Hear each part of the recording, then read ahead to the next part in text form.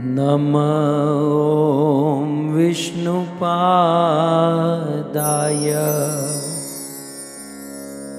कृष्णप्रेष्ठाय भूतले श्रीमते भक्ति वेदांत स्वामी इति नामिने। नमस्ते सारस्वते देवे गौरवाणी प्रचारिणे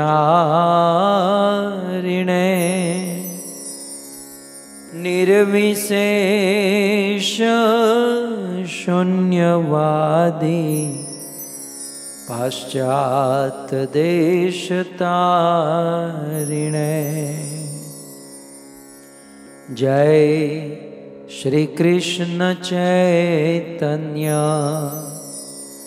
प्रभु नित्यानंद श्री अद्वैत गदाधर श्रीवासादि श्री गौर भक्तवृंद। हरे कृष्णा कृष्णा कृष्णा हरे हरे हरे राम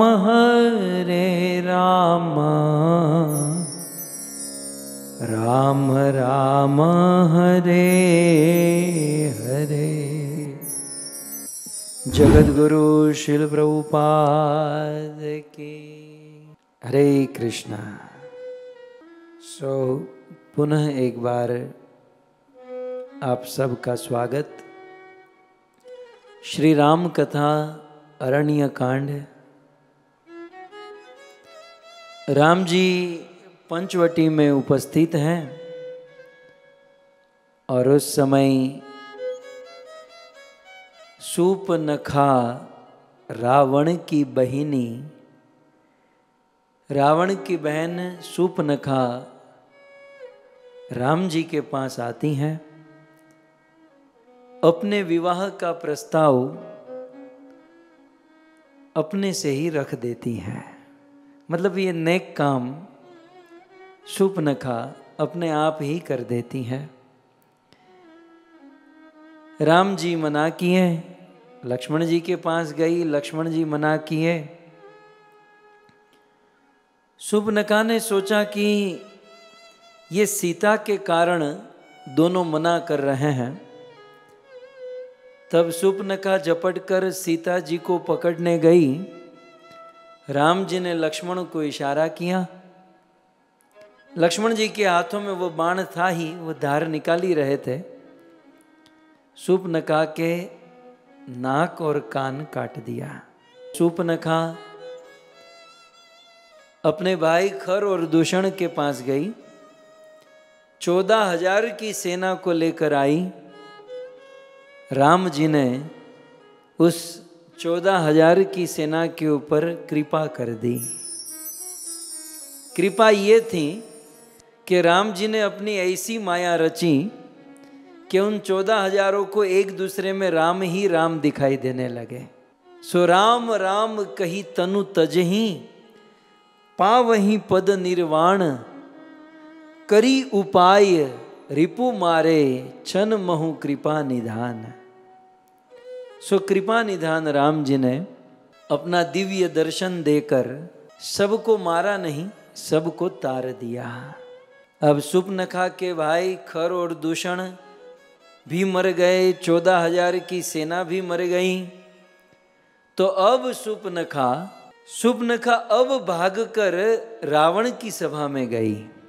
और रावण की सभा में जाकर, अब तो बहन थी, क्रोध करके कहीं बोली वचन क्रोध कर भारी, देश कोश के सुरति बिसारी।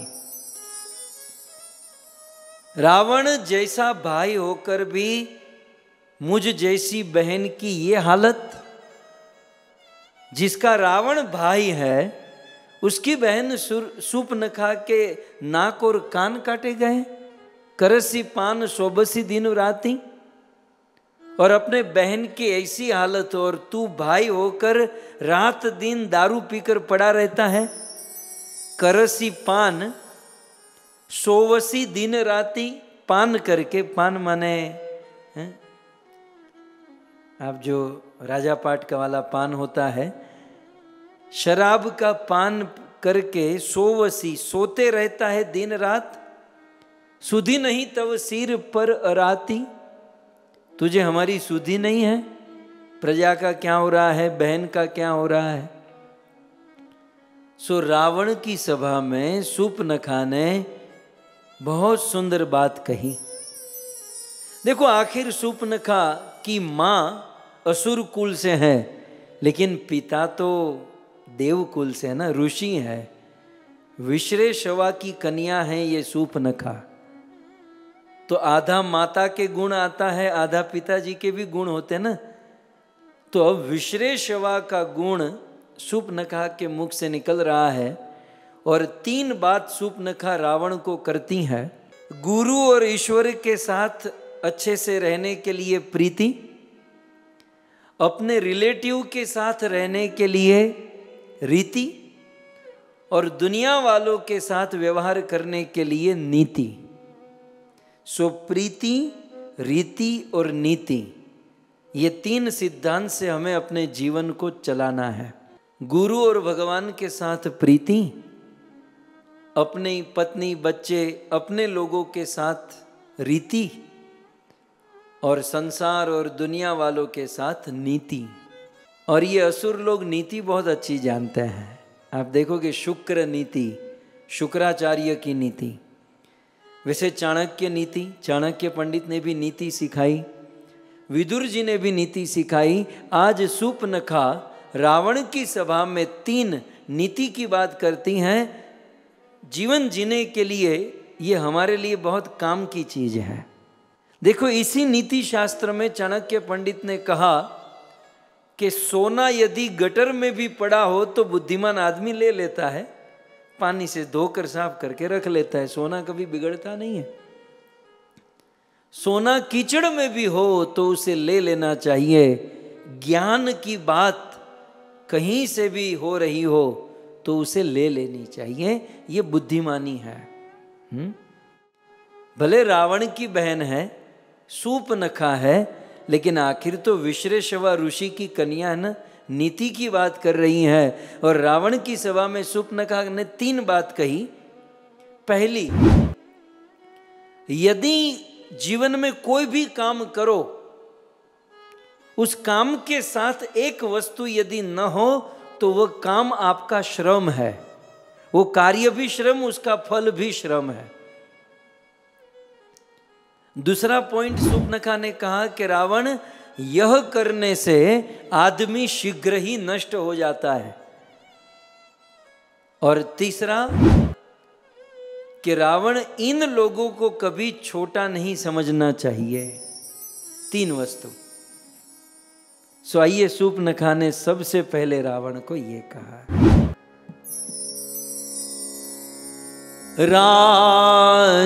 राजनीति बिनु धन बिनु धर्मा, हरि ही समर पे बिनु सतकर्मा,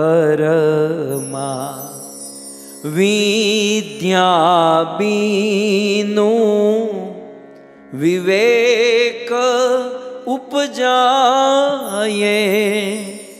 विद्या बिनु विवेक उपजाए, श्रम फल पढ़े किए अरूपा। बहुत सुंदर बात, जीवन जीने के लिए बहुत काम में आएगा ये।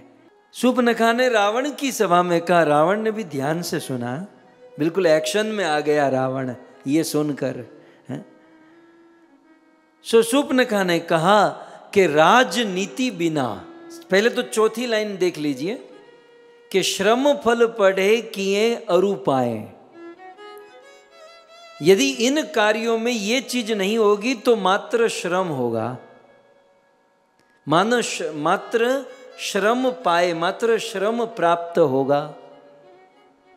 तो कौन सी वस्तु आप श्लोक में देख सकते हैं? राजनीति बिनो। राज जो है मतलब कोई राजा राज करता है, कोई नेता शासन करता है, तो नीति के बिना वह नेता व राजा, उसका राज्य मात्र श्रम हो जाता है। मतलब नीति के बिना राज्य ठीक से नहीं चलता। राज चलाने के लिए या देश चलाने के लिए नीति चाहिए। तो राजनीति बिना और धन बिनु धर्मा, और धर्म बिगर का जो धन है, धर्म बिना धन प्राप्त करने से वह कर्म जो है ना बिल्कुल श्रम हो जाता है। इसलिए धन धर्म से प्राप्त करना चाहिए।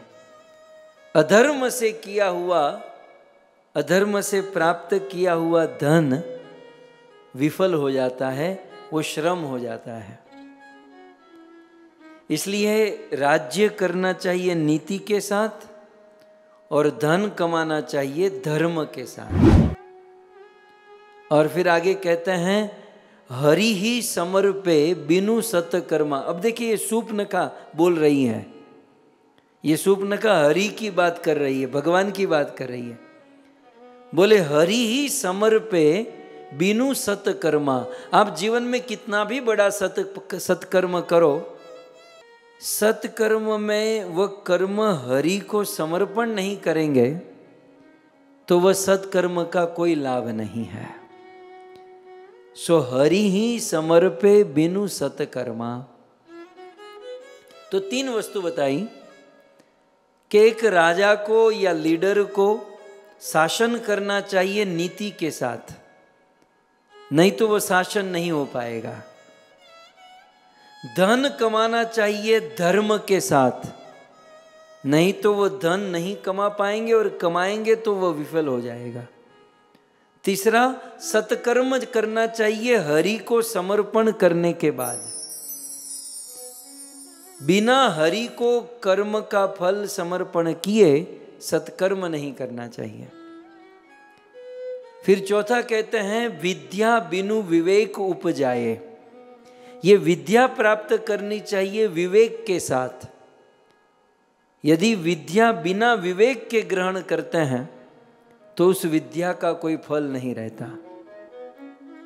सो ये सूर्पनखा रावण को उसकी सभा में कहती हैं कि विद्या बिनु विवेक, विवेक के बिना विद्या कुछ काम की नहीं, हरि को समर्पण किए बिना सत्कर्म कुछ काम के नहीं, धर्म के बिना धन कुछ काम का नहीं, और नीति के बिना तेरा राज्य कुछ काम का नहीं। देख रावण, यह करने से आदमी तुरंत नष्ट भ्रष्ट हो जाता है।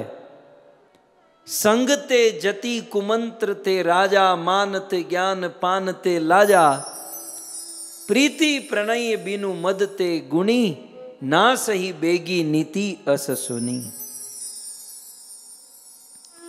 रावण मेरी नीति सुन। संगते जति, जति माने यति, यति माने सन्यासी।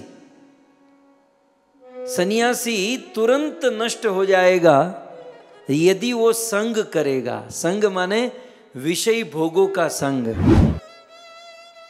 सो संगते जति, विषय भोगों का संग करने से यति सन्यासी नष्ट भ्रष्ट हो जाता है। और कुमंत्र से राजा, जो अच्छी सलाह दे उसे मंत्री कहते हैं, सुमंत्र, सुमंत्री। लेकिन जो अच्छी मंत्रणा न दे उसे कुमंत्री कहते हैं। सो कुमंत्र ते राजा, उस राजा, वो राजा तुरंत नष्ट हो जाएगा यदि उसे मंत्रणा देने वाला मंत्री कुमंत्री हो, सुमंत्री ना हो। तो विषय भोगों का संग करने से यति नष्ट हो जाएगा, कुमंत्रणा से राजा नष्ट हो जाएगा, मानते से ज्ञान, बहुत अच्छी बात, सम्मान मिलने से ज्ञान नष्ट हो जाएगा, है ना। बहुत ज्यादा सम्मान मिलने लगा तो मानते ज्ञान, सम्मान से ज्ञान नष्ट हो जाएगा, और पानते लाजा और पीने से, पीने का मतलब समझ रहे हो ना, शराब पीने से लाज, लज्जा नष्ट हो जाएगी। पीने वाले को ज्यादा लज्जा नहीं रहती है, न बोलने की लज्जा, वाणी की मर्यादा, वस्त्रों की लज्जा। तो विषय भोगों का संग करने से सन्यासी नष्ट हो जाता है, कुमंत्रणा से राजा नष्ट हो जाता है, मान सम्मान से ज्ञान नष्ट हो जाता है, शराब पीने से लाज, लज्जा, मर्यादा नष्ट हो जाती है। प्रीति ते प्रणय, प्रणय से प्रीति नष्ट हो जाती है। प्रणय माने नम्रता से, प्रीति में बहुत नम्रता नहीं होता, जहाँ प्रेम होता है वहाँ इतनी नम्रता नहीं होती। और बिनु मद ते गुणी, और अहंकार से, मद माने अहंकार से गुण नष्ट हो जाता है। कोई आदमी में कितना भी गुण हो, यदि अहंकार आ जाए तो वह नष्ट हो जाता है। तो एक्चुअली सूर्पनखा यही तो बताना चाहती है कि रावण तुझ में गुण है लेकिन तेरे में अहंकार बढ़ गया है, इसलिए तेरे सारे गुण नष्ट हो गए हैं। तब मानो रावण कहता है तुम चिंता क्यों, प्रॉब्लम क्या है? बोले प्रॉब्लम यह है कि मैं गई थी वहां पंचवटी में और दो बहुत अच्छे पुरुष थे और उसको मैंने ऑफर कर दी शादी करो, तो उसने मेरी ये हालत कर दी। रावण ने कहा तुम चिंता मत करो, तुम मुझे नहीं जानती हैं, और वे साधारण दो पुरुष मेरा क्या बिगाड़ लेंगे, अभी जाऊंगा उसे मार दूंगा। तब सूर्पनखा ने और एक बहुत सुंदर बात कही, रिपु पावक पाप प्रभु अही गनई न छोट करी, अस कही विविध विलाप करी, करी लागी रोदन करना। वो कहती है कि इस 6 वस्तु को कभी छोटा नहीं समझना चाहिए। रावण ने कहा कि वो 2 छोटे लड़के हमारा क्या बिगाड़ेंगे, अभी मैं मार दूंगा। सूर्पनखा ने कहा कि 6 चीज को छोटा नहीं समझना चाहिए। एक, सबसे पहले कहती है रिपु, ये भी नीति की बात है। बोले रिपु माने शत्रु को कभी छोटा नहीं मानना चाहिए। यदि शत्रु को छोटा माना तो हमारा विनाश निश्चित है। सो रिपु, शत्रु को छोटा न माने। दूसरा है रूज, रूज, रूज माने रोग, किसी भी रोग को छोटा नहीं मानना चाहिए। आपके शरीर में कोई कुछ गड़बड़, कुछ इम्बैलेंस होता है तो तुरंत उसका इलाज करना चाहिए। रोग को छोटा न माने, पता नहीं कौन सा बड़ा रूप धारण कर लेगा। तो रिपु शत्रु को छोटा नहीं मानना चाहिए, रूज रोग को छोटा नहीं मानना चाहिए। तीसरा है पावक, पावक माने अग्नि, आग को छोटा नहीं मानना चाहिए। अब माचिस कितना छोटा होता है, उसमें दियासली कितनी छोटी होती है, घर पे हम लोग ऐसे जलाते हैं, तो उसे छोटा नहीं मानना चाहिए। वो छोटी सी दियासली पूरे घर को जला कर राख कर सकती है। सो पावक, अग्नि को छोटा नहीं मानना चाहिए। फिर कहती हैं पाप, रिपु, रूज, पावक और पाप। पाप को कभी छोटा नहीं मानना चाहिए। इस धरती में सबसे भारी क्या है? जब यक्ष ने युधिष्ठिर को पूछा तो युधिष्ठिर महाराज ने क्या कहा? पाप भूमि ते भारी। ये पाप इस संसार में सबसे ज्यादा भारी है। सो रिपु शत्रु को छोटा न समझे, रूज रोग को छोटा न समझे, पावक अग्नि को छोटा न समझे, और चौथा है पाप को छोटा न समझे, पांचवा है प्रभु।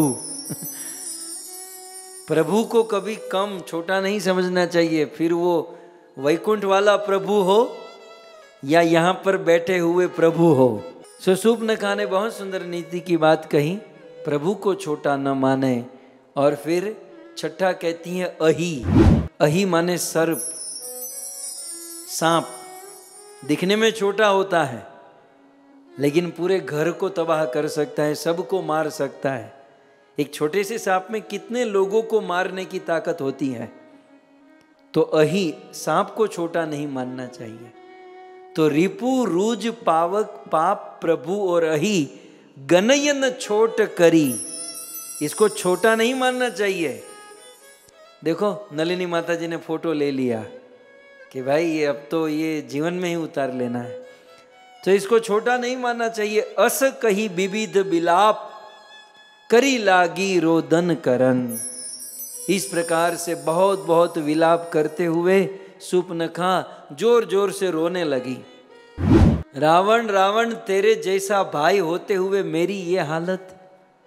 खरदूषण के साथ 14,000 लोग मर गए। वो पंचवटी में 2 पुरुष ने इतना बड़ा आतंक मचा दिया। रावण ने कहा कि तुम चिंता मत करो। रावण ने तो पहले ये पूछा, तू वहां गई थी क्यों? तुझे वहां पर क्या था, तू वहां पर क्यों गई थी? तब शूर्पणखा कहती है कि मैं वहां पर गई थी, विचरण करते करते मुझे प्यास लगी, पानी पीने गई। 2 सुंदर पुरुष थे, लेकिन उस पुरुष के साथ एक बहुत सुंदर कन्या थी। शोभा धाम राम असनामा, तिनके संग नारी एक सामा। एक सुंदर नारी थी, तो मैंने सोचा कि वो नारी आपके लायक है भैया। तो मैंने प्रस्ताव रखा कि ये नारी हमको दे दो, हम रावण को प्रदान करेंगे। बिल्कुल झूठ बोल रही है, अपना काम करने गई थी। लेकिन आपके लिए मैंने प्रपोजल रखा तो उसने मेरे नाक कान काट दिए। रावण ने शूर्पणखा को कहा कि तुम अपने कक्ष में विश्राम करो और मैं कल उन दोनों को देख लेता हूं। इस प्रकार से शूर्पणखा को अपने कमरे में लेकर विश्राम में बिठाया और अब रावण अपने कमरे में गया और अपने कमरे में जाकर रावण रात भर कुछ सोचता है। देखिए, रावण को रामायण में और समाज में लोगों ने रावण का जो चित्रण किया है बड़ा भयंकर है। लेकिन किसी भी व्यक्ति के 2 पहलू होते हैं, एक बाहर का, एक अंदर का। आज मैं आपको अंदर का रावण दिखाऊंगा। बाहर से तो रावण हमें बहुत बुरा दिखाई देता है, लेकिन रावण के विचार का सत्य। उस दिन रात भर रावण सोया नहीं और रावण अपने मन में एक ही चीज सोचता रहा कि खर दूषण मोही सम बलवंता। ये खर और दूषण मेरे जैसे ही, मेरे जैसे समान बलवान है, तीनों को मार रही हूं। और ऐसे खर दूषण को कौन मार सकता है? भगवान के अलावा खर दूषण को मारने की ताकत किसी में नहीं है। रावण रात भर मन में ये सोच रहा है कि भगवान के बिना खर दूषण को कोई नहीं मार सकता, और खर दूषण मरे हैं, इसका मतलब यह है कि धरती पर भगवान का अवतार हो चुका है। यदि वो भगवान है, रावण अपने मन ही मन में सोचता है कि यदि वो भगवान है। बहुत सुंदर गोस्वामी जी ने वो पद निवेदन किया है कि यदि वो भगवान है तो मैं जाऊंगा उनके पास और उनके पास जाकर उस भगवान के हाथों से मरूंगा। सो रावण अपने मन में सोचता है। आइए गोस्वामी जी की कलम से रावण के मन के विचार हम लोग देखेंगे।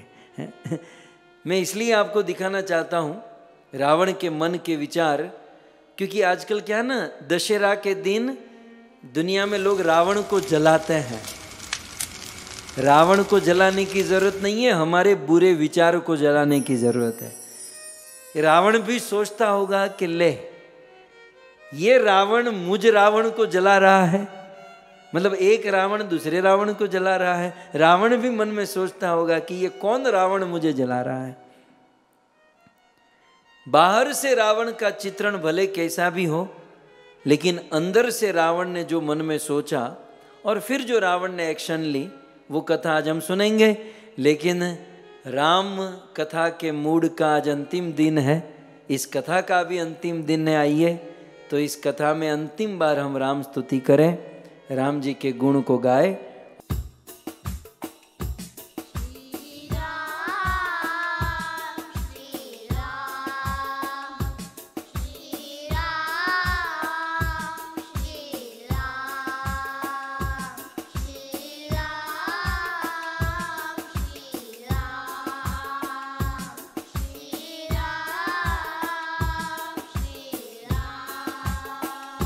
श्री रामचंद्र कृपालु भज मन, हरण भव भय दारुणम्।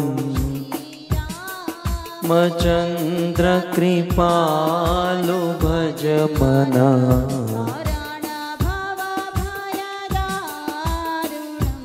नव कंज लोचन कंज मुख कर, कंज पद कंजारुणम्। कंज लोचन कंज मुख कर, कंज पद कंजारुणम्।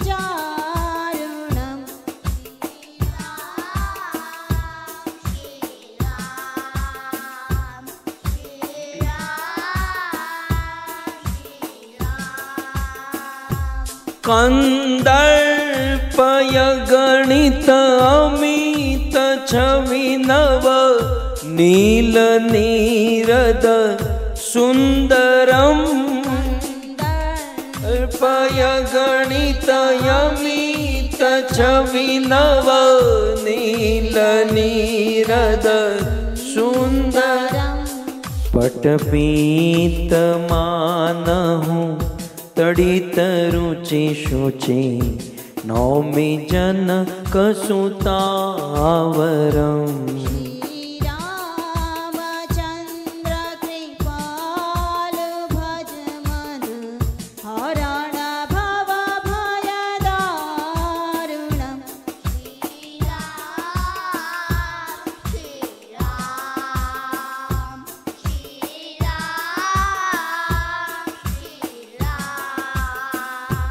भज दीन बंधु दिनेश दानव, दैत्य वंशनि कंदनम्।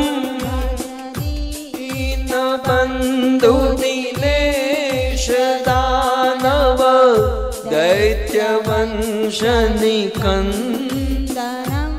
रघुनंदयानंद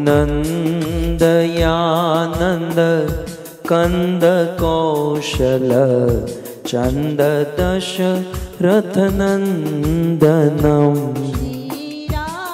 रामचंद्र कृपालु भज मन, हरण भव भय दारुणम्।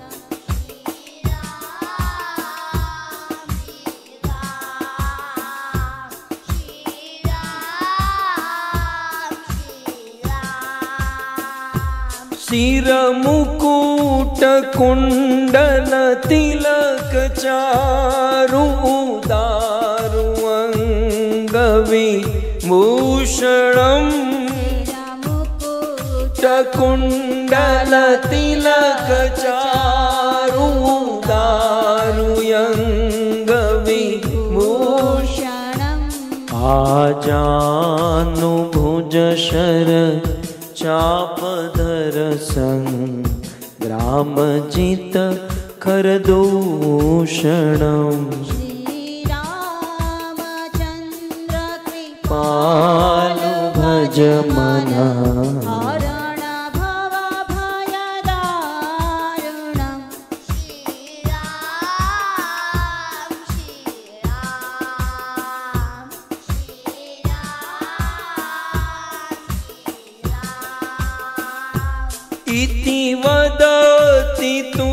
तुलसीदास शंकर शेष मुनि मन रंजनम वदति तुलसीदास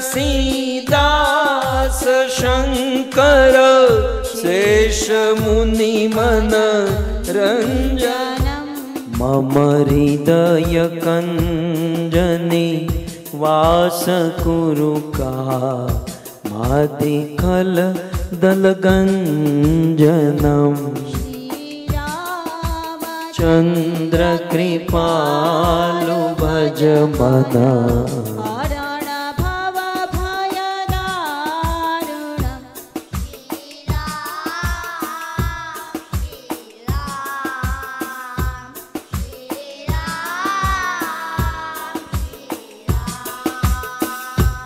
मनुजा ही राचे हूँ मिली ही सो बरु सहज सुंदर सावरो करुणा निदान सु जान सिलू सने हूँ जा न तरावरो यही भांति गौरीय शीस सुनी सिय सहित हिय हर्षियली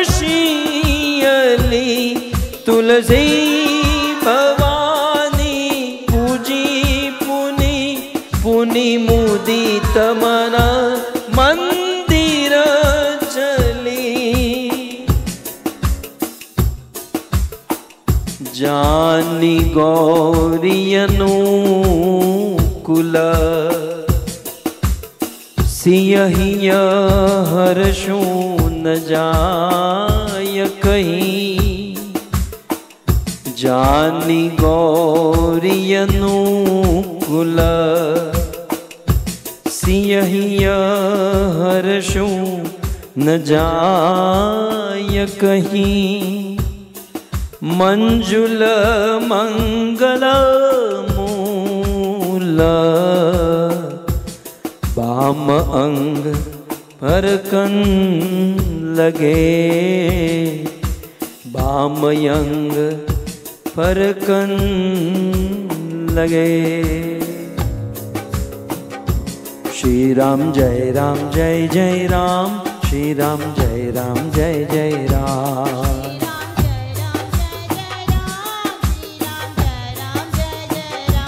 श्री राम जय जय राम श्री राम जय राम जय जय राम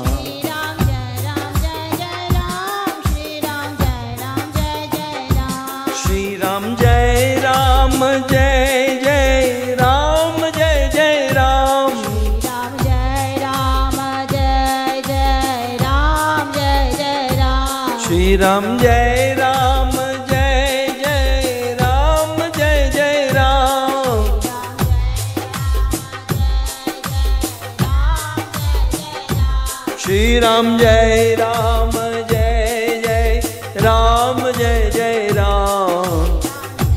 राम जय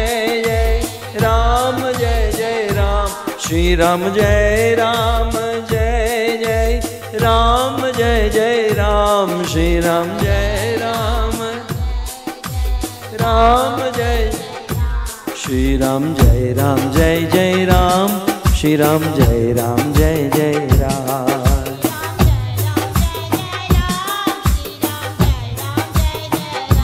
श्री राम जय राम श्री राम जय जय राम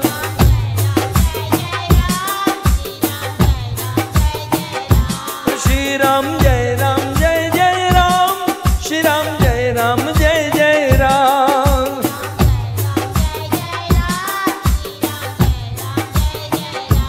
श्री राम जय जय राम हो श्री राम जय जय राम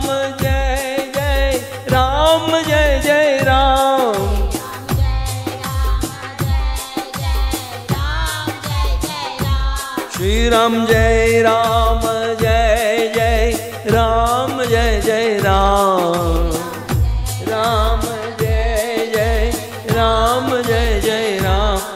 राम जय राम जय जय राम जय जय राम श्री राम जय राम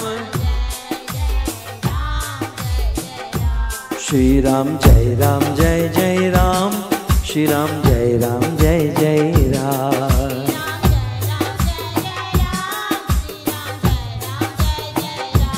श्री राम जय जय राम श्री राम जय जय राम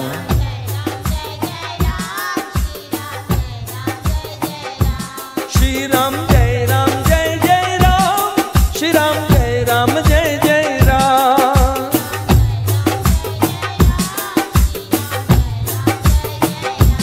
श्री राम जय जय राम श्री राम जय जय राम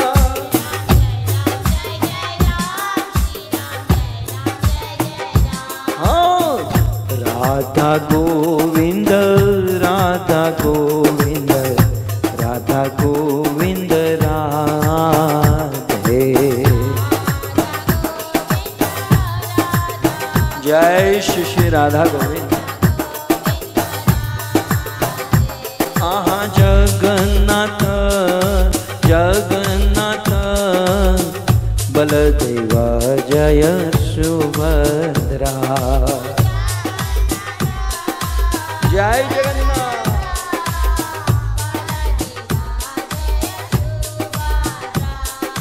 रघुपति राघव राजा राम पतित पावन सीताराम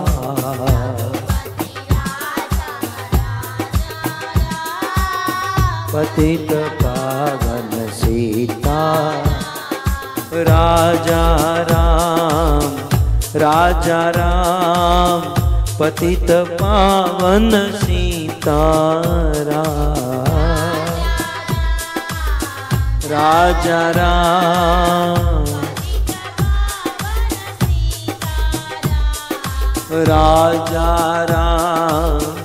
राजा राम पतित पावन सीताराम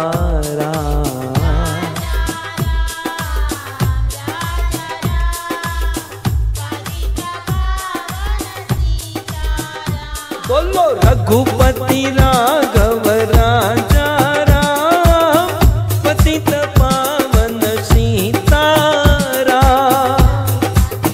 हो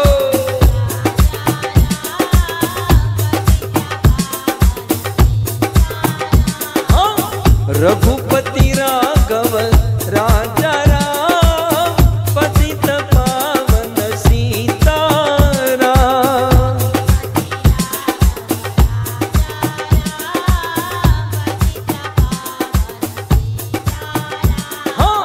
गौरनिताय जय गौरनिताय गौरनिताय जय गौरनिताय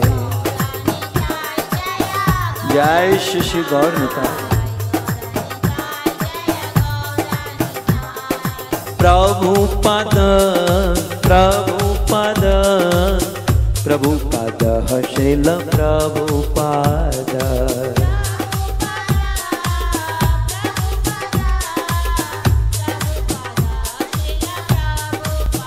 जय जय प्रभुपाद प्रभुपाद प्रभुपाद प्रभुपाद जय जय प्रभु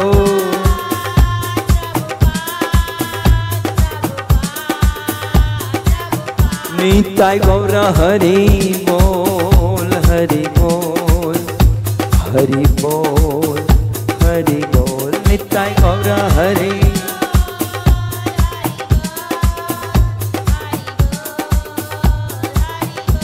युग धर्म हरिनाम संकीर्तन की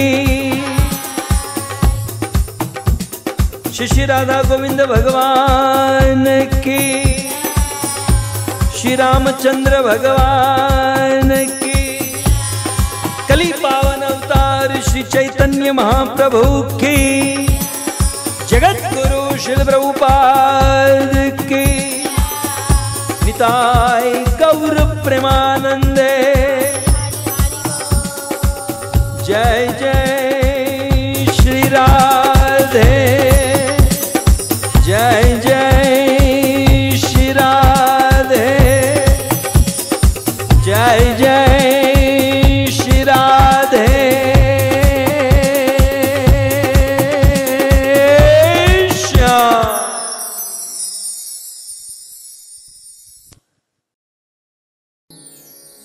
लोकाभिरामम् रणरङ्गधीरम्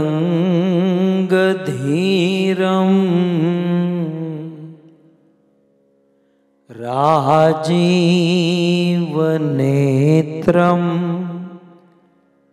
रघुवंशनाथम् कारुण्यरूपं करुणाकरन्तं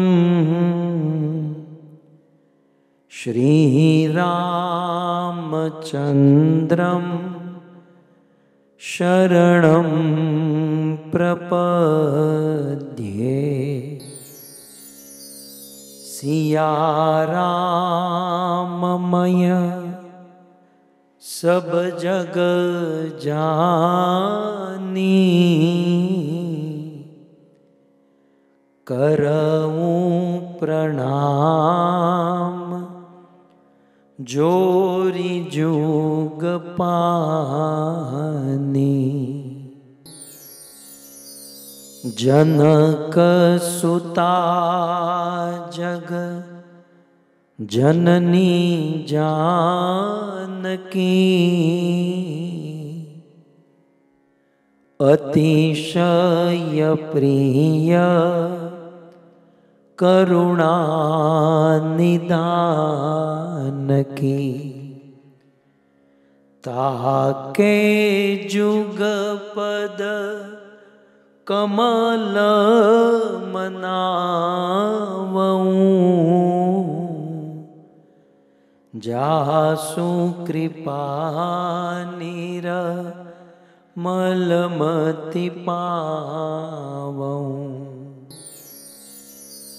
मनोजवं मारुततुल्यवेगम्, जितेन्द्रियं बुद्धिमतां वरिष्ठम्। वातात्मजं वा नरयूथमुख्यम्,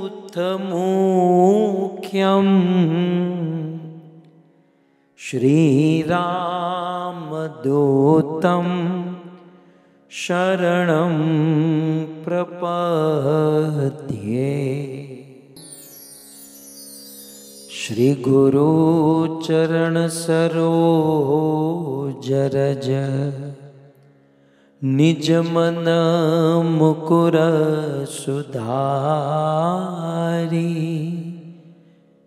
बरनऊं रघुवर बिमल जसु, जो दायक फलचारि। बुद्धिहीन तनु जानिके, सुमिरो पवन कुमार। बल बुद्धि विद्या देहूं, हरहूं कलेश विकार। प्रसन्ना तमया गताभिषेकत, तथा न ममले वनवास दुःखतः। मुखाम्बुज श्री रघुनंद नस्य मे, सदास्तु सामं जो मंगल प्रदा नीलाम्बुजश्यामलकोमलाङ्गं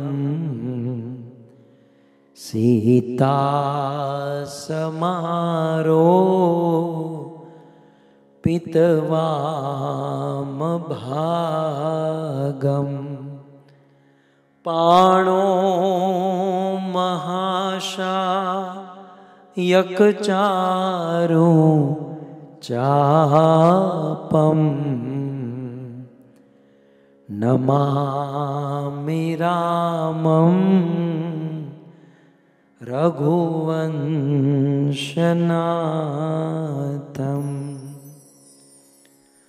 ॐ नमो भगवते रामचंद्राय।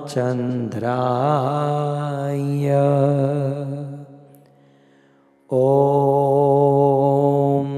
नमो भगवते रामचंद्राय।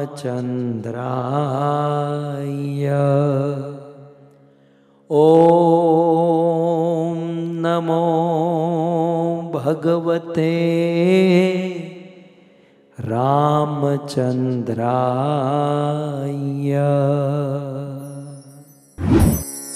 जय जय श्री राधा रमण। जय जय नवल किशोर। जय गोपी चित चोर प्रभु। जय जय माखन चोर।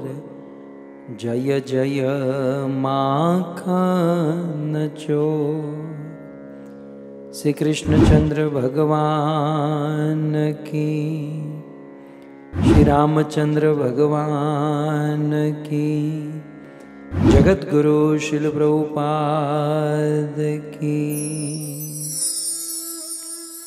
उपस्थित भगवत कथा अनुरागी पधारे हुए भक्त वृंद, इस सभा को परम सुशोभित करने वाले राम कथा रसिक वरिष्ठ वैष्णव भक्तगण,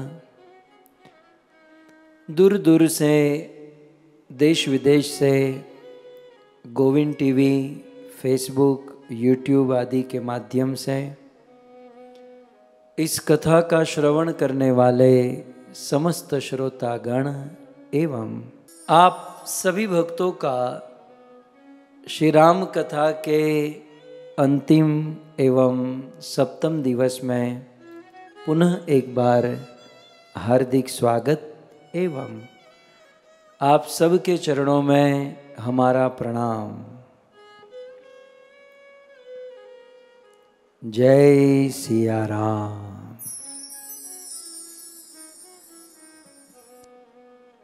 शूर्पणखा ने रावण को बहुत उपसाया। शूर्पणखा ने रावण को नीति याद कराई और जब शूर्पणखा ने कहा कि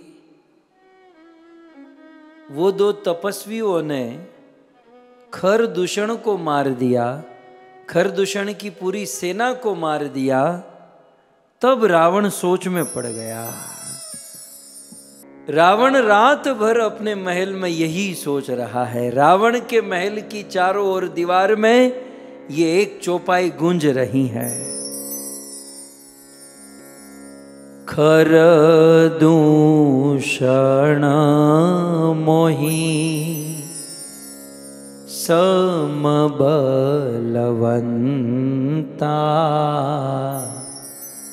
ए खरदूषण मोही समबलवंता,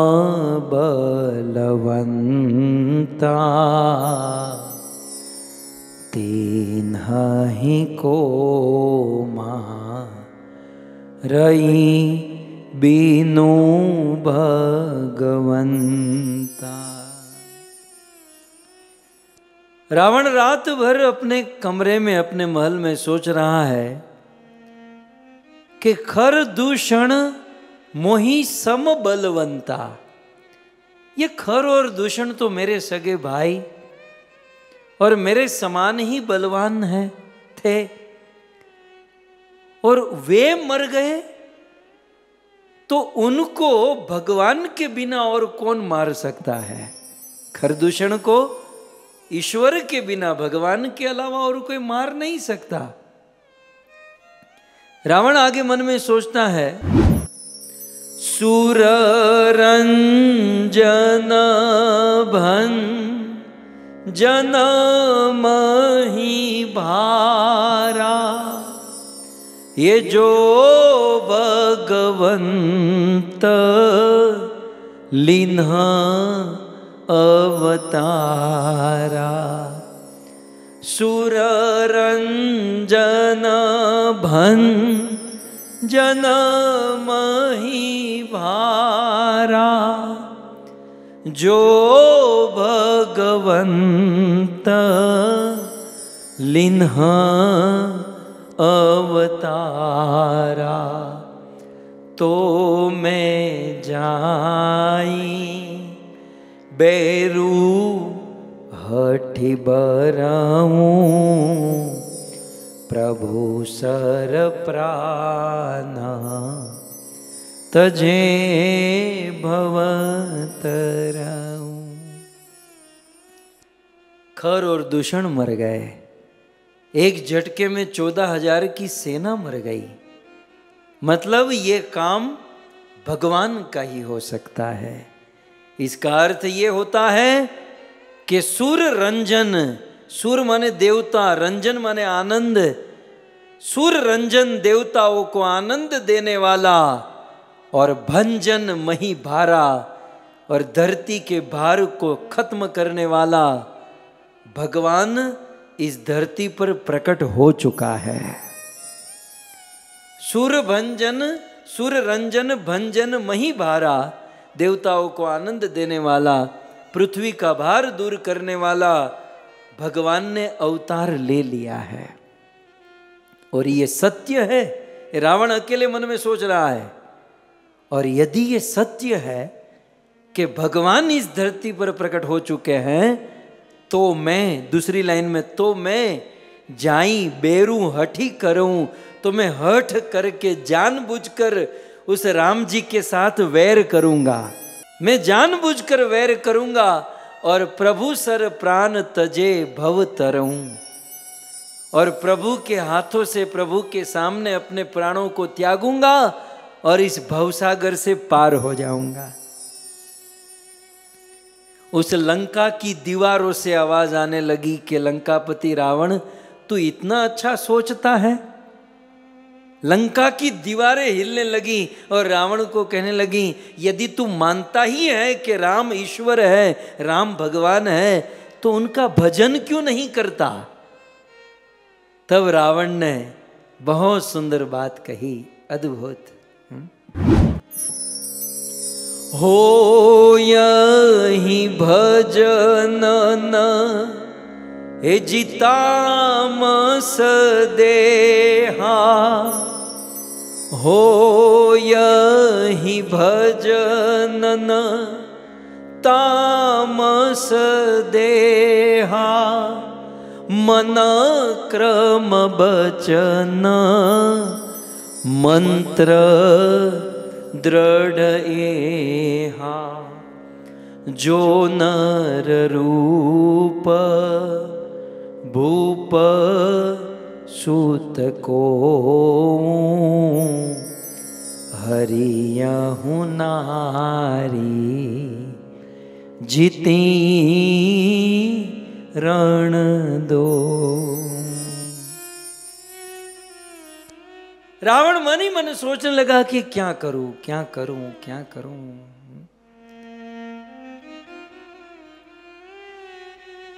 उसका भजन करने चलूंगा तो यार जन्म जन्म बीत जाएंगे। करोड़ों जन्म के बाद भी वो मिलते नहीं, हमारे घर आते नहीं। और तामस वेश राक्षस का शरीर है, यदि माला करने बैठूंगा तो भी मन नहीं लगेगा। और उस समय अमृत चर्चा थी नहीं कि ऑनलाइन में आकर बेचारा माला करता। सो तामस वेश किछु साधन नहीं, तामस वेश है, असुर का शरीर है, मन लगता नहीं, एक जगह पर बैठ नहीं सकता। और दूसरा, यदि चलो मैं उनके पास चला गया, उनको शरणागत हो गया, तो केवल मेरा उद्धार होगा। मुझे मेरी लंका का उद्धार करना, लंका को पवित्र करना है। लंका में रहने वाले करोड़ों करोड़ों जन्म से जो पापी तापी जीव जंतु असुर है, उन सब का उद्धार करना है। मैं क्या करूं जिससे इन सब का उद्धार हो जाए? मैं ऐसा क्या करूं कि राम जी के चरण मेरी लंका में पड़ जाए? तब रावण, दूसरी लाइन में आप देख सकते हैं, जो नर रूप भूप सुत को, यदि वो भगवान है और राजा के कुमार, राजा के पुत्र के रूप में है, तो एक काम हो सकता है, हरि हूं नारी, मैं उसकी पत्नी को यदि लेकर आ जाऊंगा ना, तो जीती रन दूं, तो फिर वो भी उसके पीछे पीछे लंका में आ जाएंगे। वैसे तो मेरा मेल नहीं पड़ेगा, वैसे मेरा चांस नहीं लगेगा, वैसे वो प्रभु लंका में कभी नहीं आने वाले। लेकिन हाँ, उनकी पत्नी को यदि मैं लेकर आ जाऊं तो अपना काम हो सकता है, फिर उनके हाथों से मरूंगा, मुक्ति को पाऊंगा। सो रावण की ये सत्य सोच है भक्तों। हम लोग बाहर से बहुत अच्छे हैं, लेकिन अंदर से रावण जैसे हैं। लेकिन रावण बाहर से दुष्ट प्रकृति का है, लेकिन अंदर से रावण की कितनी पवित्र सोच है। सो इस प्रकार से रावण ने अपने मन में निश्चय किया और ज्यादा देर नहीं लगाया। दूसरे ही दिन उठकर रावण श्रीलंका से मॉरिशस पहुंचा। आजकल फ्लाइटें चलती हैं लंका से मॉरिशस। हम बहुत बार मॉरिशस में कथा किए हैं। सो रावण मॉरिशस में पहुंचा क्योंकि मारीच मॉरिशस में था। जब से राम जी ने वो बिना फर का बाण मारा, 7 समंदर पार जाकर मॉरिशस में जाकर गिरा। सो रावण उस मारीच के पास आया। 10 मुख गय हूं जहां मारीचा, नाई मात स्वारत रत नीचा। रावण उस स्थान पर गया, गोस्वामी जी वर्णन करते हैं, जहां पर मारीच रहता था, और मारीच को जाकर रावण ने प्रणाम किया। मारीच भी दंग रह गया कि ये अपने बाप को कभी प्रणाम नहीं करता और ये मुझे प्रणाम कर रहा है। नमन नमन में फेर है। नमन नमन में बहुत फेर होता है। ये कभी किसी को प्रणाम नहीं करता और आज मुझे प्रणाम कर रहा है, मतलब कुछ स्वार्थ है। नाई मात स्वार्थ रत नीचा। जो नीच आदमी होता है ना, अपने स्वार्थ के लिए किसी के भी सामने झुक जाता है। गोस्वामी जी कहते हैं कि नवनी नीच के अति दुखदाई। नीच आदमी झुके ना तो समझो कुछ गड़बड़ होने वाली है। नवनी नीच के अति दुखदाई, जिमी अंकुश धनु उरग बिलाई। वह दृष्टांत देकर कहते हैं कि जैसे अंकुश, वो हाथी को कंट्रोल करने वाला महावत होता है कि नहीं, वो अंकुश उसके हाथ में होता है। अंकुश झुका तो समझो कुछ गड़बड़ होने वाली है। धनुष झुका तो गड़बड़ है। और सांप यदि सीधा बैठा हो तो प्रॉब्लम नहीं, लेकिन सांप झुका तो समझो डंक मारने वाला है। और बिल्ली झुकी तो मानो चूहे को पकड़ने वाली है। सो नीच आदमी का झुकना कुछ प्रॉब्लमेटिक होता है। सो नवनी नीच के अति दुखदाई, जिमी अंकुश धन उर्ग बिलाई। इस प्रकार से मारीच अपने मन में सोचने लगा कुछ तो गड़बड़ है, और ऐसे जो खल लोग होते हैं ना, उसकी वाणी भी बहुत भयदायक होती है, जैसे असमय में कोई फूल खिले और गिरे। लेकिन फिर भी रावण आया है मॉरिशस में मारीच के पास, तो मारीच ने करी पूजा मारीच, तब रावण की पूजा की, आगता स्वागता सब कुछ किया, फूलमाला पहनाई, आसन दिया। और कवन हेतु रावण, किस हेतु से आप यहाँ पर आए हो, कृपया करके आप मुझे बताओ। तब दशानन रावण मारीच को कहता है कि मारीच, हमें एक स्त्री का किडनैप करना है। मारीच सोचा कि भाई ये तो इसका धंधा है, रावण का यही बिजनेस था और कुछ काम ही नहीं था कि स्त्रियों को किडनैप करता था और अपने वहां लाकर रख देता था। तो कहा कि एक स्त्री को किडनैप करना है। तब मारीच ने कहा उसकी प्रोफाइल क्या है, मतलब उसका बैकग्राउंड क्या है, किस स्त्री को किडनैप करना है। बोले वो स्त्री पंचवटी में है और 2 राजकुमार उसके साथ हैं। बोले वो राजकुमार कौन? बोले राम और लक्ष्मण, हमें राम जी की पत्नी को किडनैप करना है।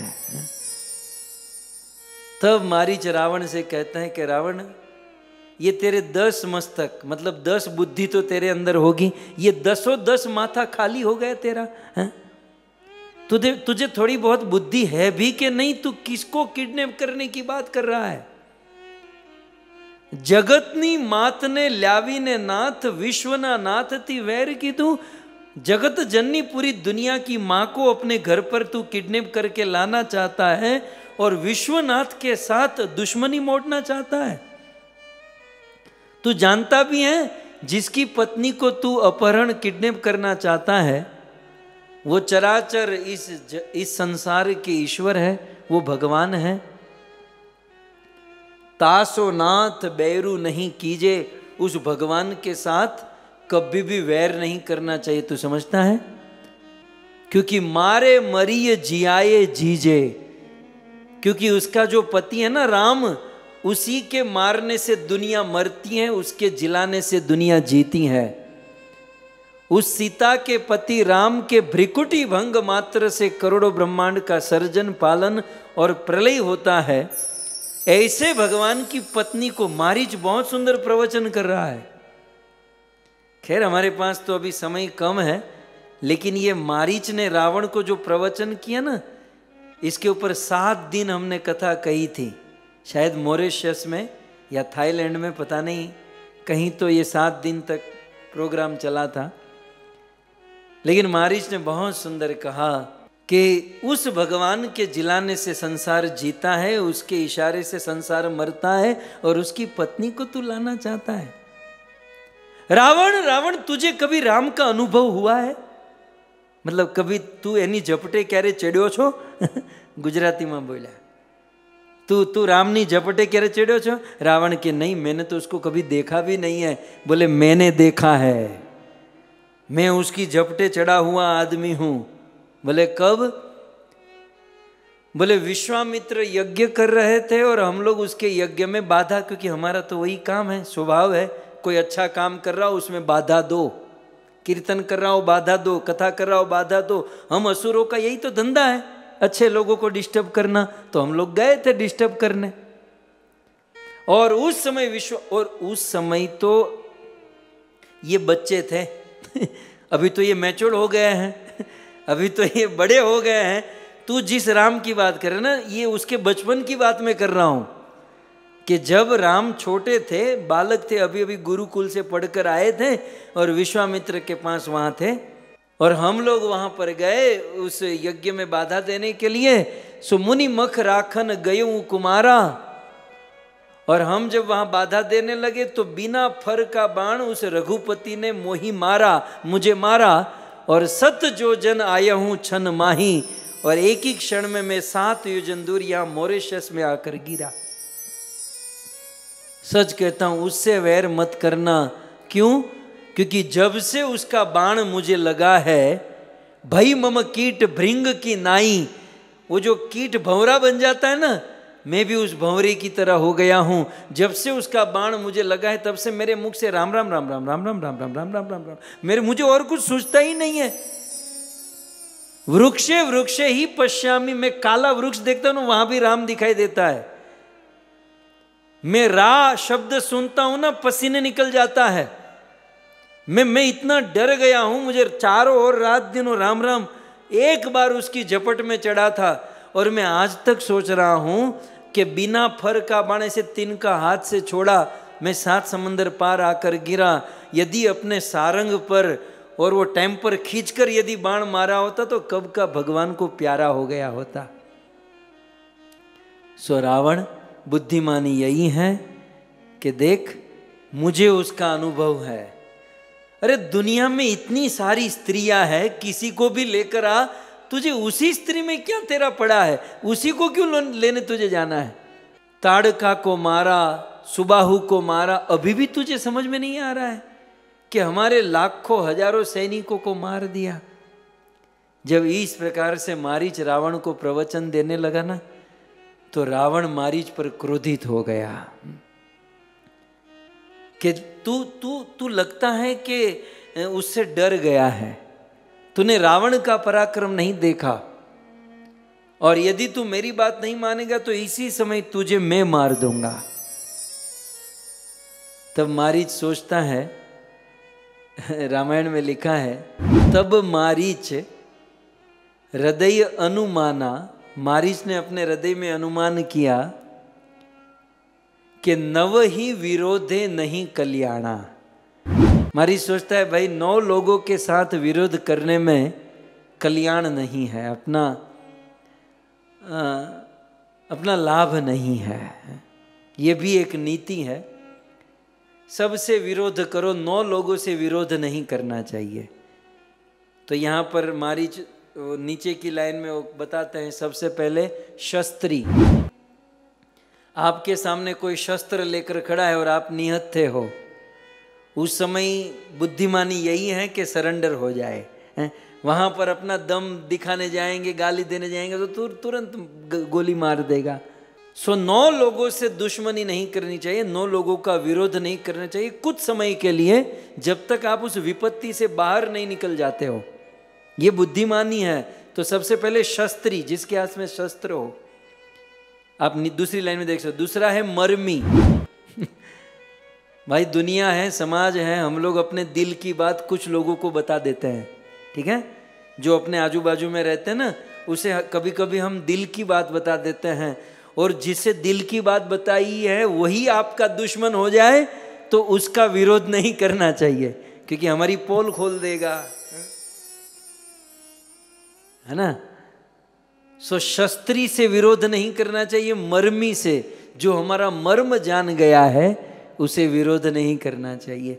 रावण ने विभीषण से विरोध किया, रावण की मृत्यु हो गई, क्योंकि विभीषण मर्म जानता था रावण का, है ना। फिर तीसरा विरोध नहीं करना चाहिए प्रभु। प्रभु माने समर्थ, जो समर्थ हैं, जैसे कि राजा, किंग, और हम छोटी सी प्रजा का हिस्सा है, तो समर्थ व्यक्ति से विरोध नहीं करना चाहिए जब तक हम समर्थ न हो जाए। भक्तों, यहां पर डर कर भागने की बात नहीं है, ये नीति की और बुद्धि की बात है। फिर चौथा शठ से, जो शठ है, जो बुद्धू है, जो पागल है, उससे क्या विरोध करना। विरोध भी बराबरी वालों के साथ होना चाहिए। शठ से, मूर्ख आदमी से क्या तर्क करोगे। तो शठ से विरोध नहीं करना चाहिए। फिर 5वां कहते हैं धनी। धनी लोगों से, पैसे वालों से विरोध नहीं करना चाहिए, क्योंकि पैसे वाले अपने पैसों के दम पर इस कलयुग में कुछ भी कर सकते हैं। फिर 6ठा वैद्य। डॉक्टर से कभी दुश्मनी नहीं करनी चाहिए। डॉक्टर जो वैद्य होता है, उस समय वैद्य होते थे, यहाँ वैद्य लिखा है, आज के ज़माने में डॉक्टर। डॉक्टर से दुश्मनी नहीं, उल्टी सीधी दवाई दे दी तो हम तो गए ना काम से। सो डॉक्टर से विरोध नहीं करना चाहिए। फिर 7वां है बंदी। बंदी अर्थात ये उस समय की बात है, उन दिनों भाट, बंदी भाट होते थे जो दूसरों की बिरदावली गाते थे। आज के ज़माने में भी कुछ लोग होते हैं ना, वो गाते फिरते हैं, फलाने ने ऐसा किया, उसने वैसा किया। कुछ लोगों की बड़ी आदत होती है, यहाँ का वहाँ, वहाँ का वहाँ, वहाँ का वहाँ। आप समझ रहे हो ना, मैं जब बोल रहा हूँ तो आपके सामने वो पर्सनालिटी भी आती होगी। मुझे तो आती है। कुछ लोग ऐसे रिजर्व होते हैं, भाई इसमें उसका भी दोष नहीं है, प्रकृति है। तो कुछ लोग रिजर्व होते हैं कि वो गाते फिरते हैं, यहाँ भी वहाँ भी वहाँ भी। ऐसे लोगों से विरोध नहीं करना चाहिए, क्योंकि आज फलाने का गा रहे हैं, कल आपका गाएंगे। सो बंदी जनों से विरोध नहीं करना चाहिए। 8वां, कवियों से विरोध नहीं करना चाहिए। कवियों से विरोध करेंगे तो आपकी अपकीर्ति फैला देंगे।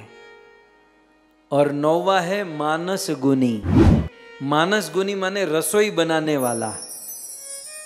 रसोई बनाने वाला जो बावर्ची है, जो अब रसोई बनाने वाली तो पत्नी भी होती है, तो उससे भी विरोध नहीं करना चाहिए। पता नहीं भोजन में मिर्ची ज़्यादा पड़ जाए है? उस दिन वो नारी धर्म हो रहा था ना, उस दिन ही थोड़ा ज़्यादा पड़ गया था। तो भानस गुनी, भानस गुनी माने रसोई बनाने वाला। तो भोजन पकाने वाले से विरोध नहीं होना चाहिए, फिर चाहे वो पत्नी हो या कोई भी हो। इन 9 लोगों से यदि दुश्मनी की तो आप खतरे में पड़ जाओगे। ये मारीच जानता था। सो मारीच ने सोचा कि रावण से दुश्मनी करना ठीक नहीं है।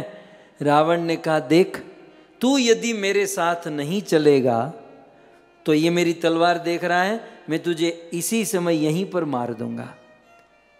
तब मारीच अपने मन में सोचते हैं कि ये दुष्ट रावण के हाथों से मरूं, उससे अच्छा है मैं मेरे प्रभु के हाथों से मरूं। तेरे जैसे दुष्ट के हाथों से मरने से अच्छा है मैं मेरे भगवान के हाथों से मरूं। तो रावण ने कहा, चल मेरे साथ अब भी इसी समय। अब रावण मारीच को लेकर चल रहा है, और मारीच के मन में क्या चल रहा है, गोस्वामी तुलसीदास जी ने उसे निवेदन किया। निज परम प्रीतम देखी लोचन, सुफल करी सुख पाई हो।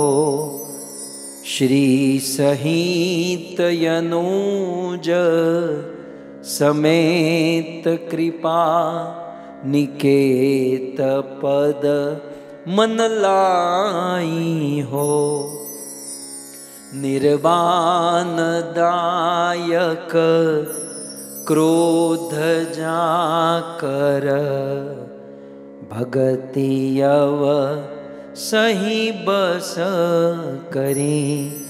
निज पानी सर संदानी सो, मोहि विदेहि सुख सागर हरि। मारीच मन में मनोरथ करते हुए जा रहे हैं कि निज परम प्रीतम देखी। चलो जो भी है, आज नहीं तो कल मरना तो सबको है, लेकिन निज परम प्रीतम देखी, मैं मेरे परम प्रीतम को देखते हुए मरूंगा।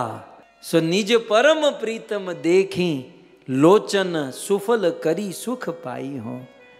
अपने परम प्रियतम को देखकर मैं मेरे लोचन नेत्रों को परम सुख प्रदान करूंगा। श्री सहित अनुज समेत, सीता जी के साथ अपने अनुज लक्ष्मण जी के साथ कृपा निकेतन पद मन लाही हो।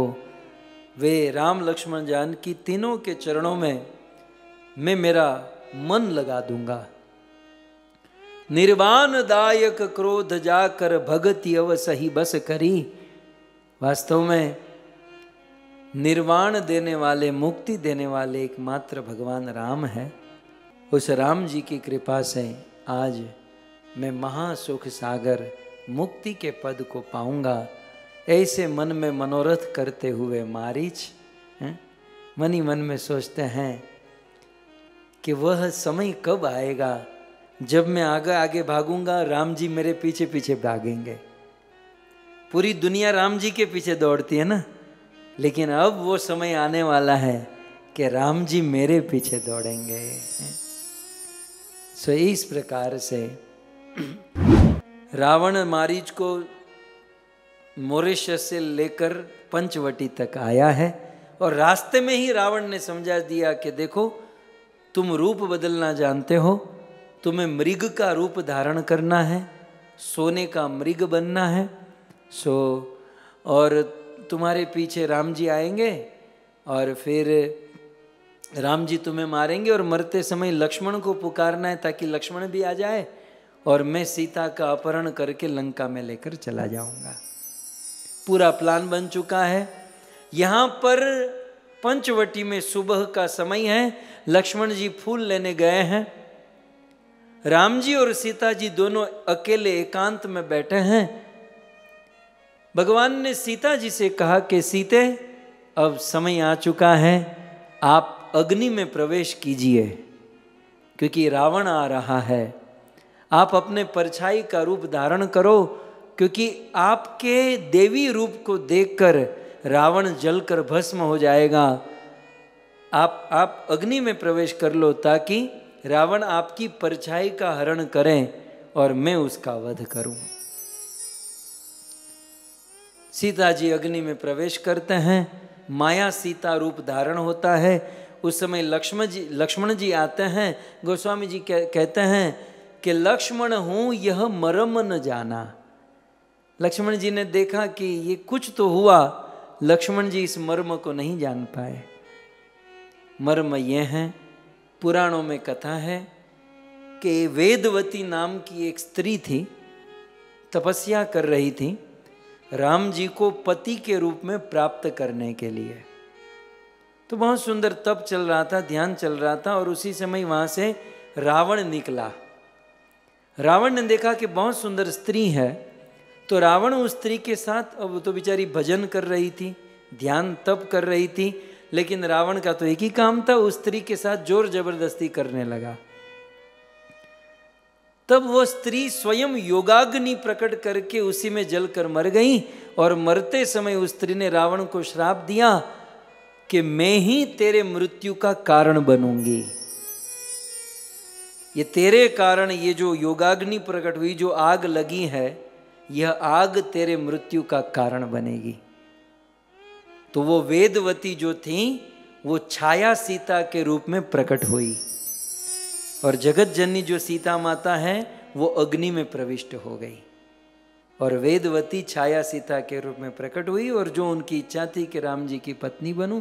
इस प्रकार से ये प्रसंग, लेकिन लक्ष्मण जी इस मर्म को नहीं समझ पाए। तो अब आपकी जानकारी के लिए, अब जो भी प्रसंग होगा ये असली सीता नहीं है, ये नकली सीता का प्रसंग है। असली सीता मैया तो अग्नि में प्रविष्ट कर चुकी है, अब ये जो भी है ये नकली सीता है। इसी के लिए ना, इसी के लिए अब जब वो मारीच वो सोने का मृग बनकर आएगा तो सीता जी उसमें मोहित हो जाएगी। बताइए, असली सीता थोड़ी ना कोई मृग पर सोने पर मोहित हो सकती हैं, ये नकली है। सीता कौन है? भक्ति स्वरूपा है। असली भक्ति कभी भी संसार के भोग विलास, ये सोना गहना पर मोहित नहीं हो सकती, लेकिन जिसके अंदर नकली भक्ति है वो सोना, हीरे, मोती, आज भी धन पैसे में मोहित हो जाते हैं। दूसरे शब्दों में, यदि हमारा सोने में मोह है, धन संपत्ति में मोह है, तो समझो नकली सीता का ये काम है, ये नकली भक्ति का काम है। हमारे अंदर भक्ति तो आई है, लेकिन अभी नकली भक्ति आई है। दूसरी ओर गोस्वामी जी वर्णन करते हैं, सीता परम रुचिर मृग देखा। वो मारीच बहुत सुंदर मृग का रूप धारण करके आया। सो सीता परम रुचिर मृग देखा, अंग अंग सुमनोहर बेशा। उस मृग का अंग अंग बहुत सुंदर मनोहर था, मनोहर वेश। उसे देखकर सीता जी ने राम को क्या कहा? सुनहु देव, हे देव सुनो, रघुबीर कृपाला, यही मृग कर अति सुंदर छाला। सीता जी ने कहा कि इस मृग को मार दो और इस मृग को मारकर इसकी खाल उतार कर मेरे पास लेकर आओ। सीता जी ने पहले सोने के मृग को देखा। सिद्धांत यह है कि मायावी की दृष्टि माया पर पहले पड़ती है। ये माया सीता है ना, तो माया पे दृष्टि पहले पड़ती है। और एक बात समझने लायक दूसरी लाइन में आप देखो, सीता जी राम जी को क्या कह रही है? सुनहु देव रघुबीर कृपाला। हे राम जी, कृपा करो और उस मृग को मारो। अब मैं आपको एक प्रश्न पूछूं, मृग को मारने के लिए कृपा की जरूरत पड़ेगी कि क्रूरता की जरूरत पड़ेगी? मुझे बताइए, आप लोग मुझे इसका जवाब दो। मृग को मारना है, अरे मृग को छोड़ो, मच्छर को भी मारना है तो उसमें कृपा की जरूरत पड़ती है कि क्रूरता की जरूरत पड़ती है? हैं? क्रूरता की जरूरत पड़ती है ना। लेकिन सीता जी क्या कह रही हैं? सुनहु देव रघुबीर कृपाला। आपके कृपा की जरूरत है, आप कृपा करो और मृग को मारो। तो सीता जी के कहने का भाव यह है कि आप कृपया करके इस मृग को मारकर इसका उद्धार करो। वैसे तो इसका करोड़ों जन्मों तक उद्धार नहीं होगा, लेकिन आप इस पर कृपा करो, इसे मारो और इसका उद्धार करो। तो सुनहु देव रघुबीर कृपाला, यही मृग करी अति सुंदर। चलो, और दूसरी बात, ये तो चौपाई में लिखा है, हम लोग भी जानते हैं कि सीता जी ने कहा मृग ला कर दो। तो एक पल के लिए ये भी सोचना चाहिए कि सीता जी क्या नॉनवेज खाती थी? मानो सीता जी ये मृग लाने को क्यों कह रही होगी? राम जी को भी सोचना चाहिए कि आखिर सीता को इस मृग में ऐसा क्या है? न तो इसको खाना है, न पीना है, न पहनना है, कुछ नहीं, मृग। और राम भी सीधे दौड़ने लगे। एक्चुअली राम जी ये सिद्धांत साबित करना चाहते थे कि न निर्मिता के न दृष्ट पुतारवा न श्रूयते हेम मई कुरंगी। इस दुनिया में आज तक किसी ने न तो सोने का मृग देखा है न सुना है। तथापि तृष्णा रघुनंदनस्य, लेकिन फिर भी अब ये 84 लाख की योनि तो भगवान ने ही बनाई ना। तो सीता जी ने कहा कि ये सोने का मृग है, बस सिर नीचे करके दौड़ने ही लगे। कम से कम ये तो सोचना चाहिए ना कि मैंने 84 लाख की योनि बनाई, उसमें ऐसा तो मैंने कभी किसी को नहीं बनाया। लेकिन तथापि तृष्णा रघुनंदनस्य, फिर भी रघुनंद को उस मृग को पाने की तृष्णा हुई। रघुनंद ये दिखाना चाहते थे विनाश काले विपरीत बुद्धि। जब आदमी के विनाश का काल निकट आता है तो उसकी बुद्धि विपरीत हो जाती है। भगवान ये अपने आचरण से दिखाना चाहते थे। हम लोग केवल ये श्लोक का अंतिम चरण जानते हैं, विनाश काले विपरीत बुद्धि, परंतु ये पूर्ण श्लोक इस प्रकार से है, न निर्मिता केन न दृष्ट पूर्वा न श्रूयते हेम मई कुरंगी तथापि तृष्णा रघुनंदनस्य विनाश काले विपरीत बुद्धि।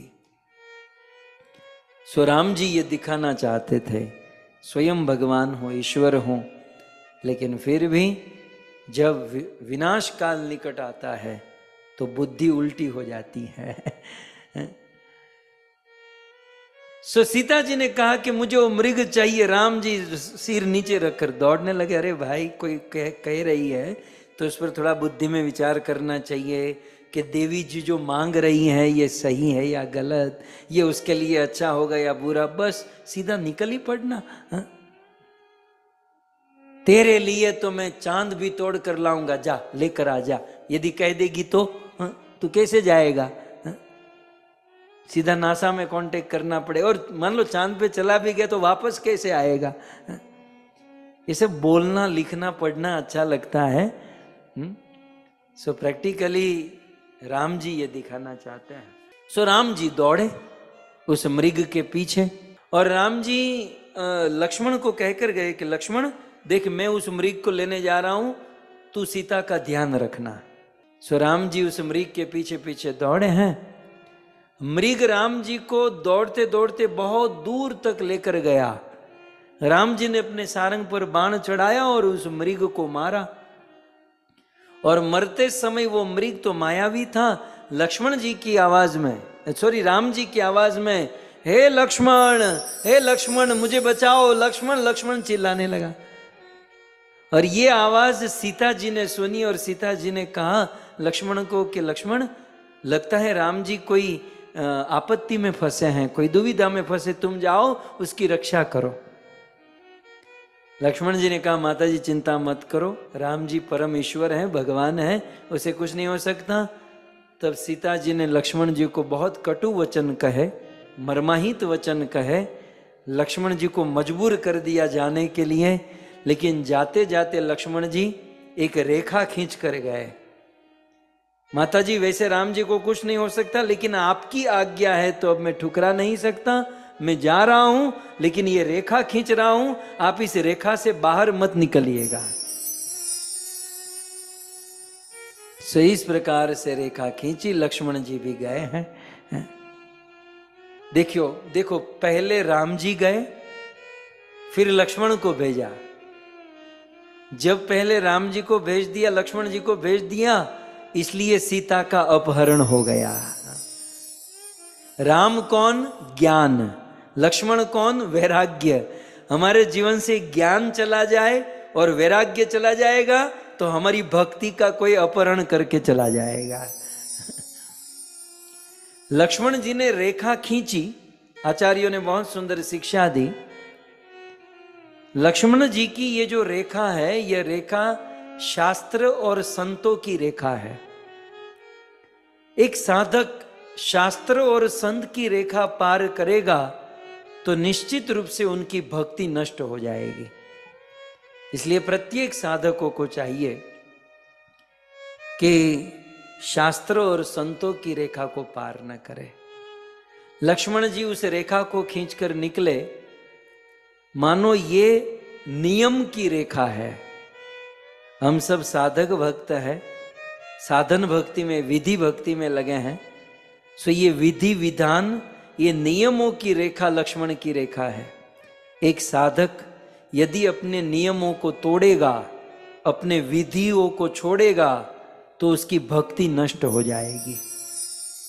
इस प्रसंग से आचार्यों ने बहुत कुछ हमें शिक्षा प्रदान की।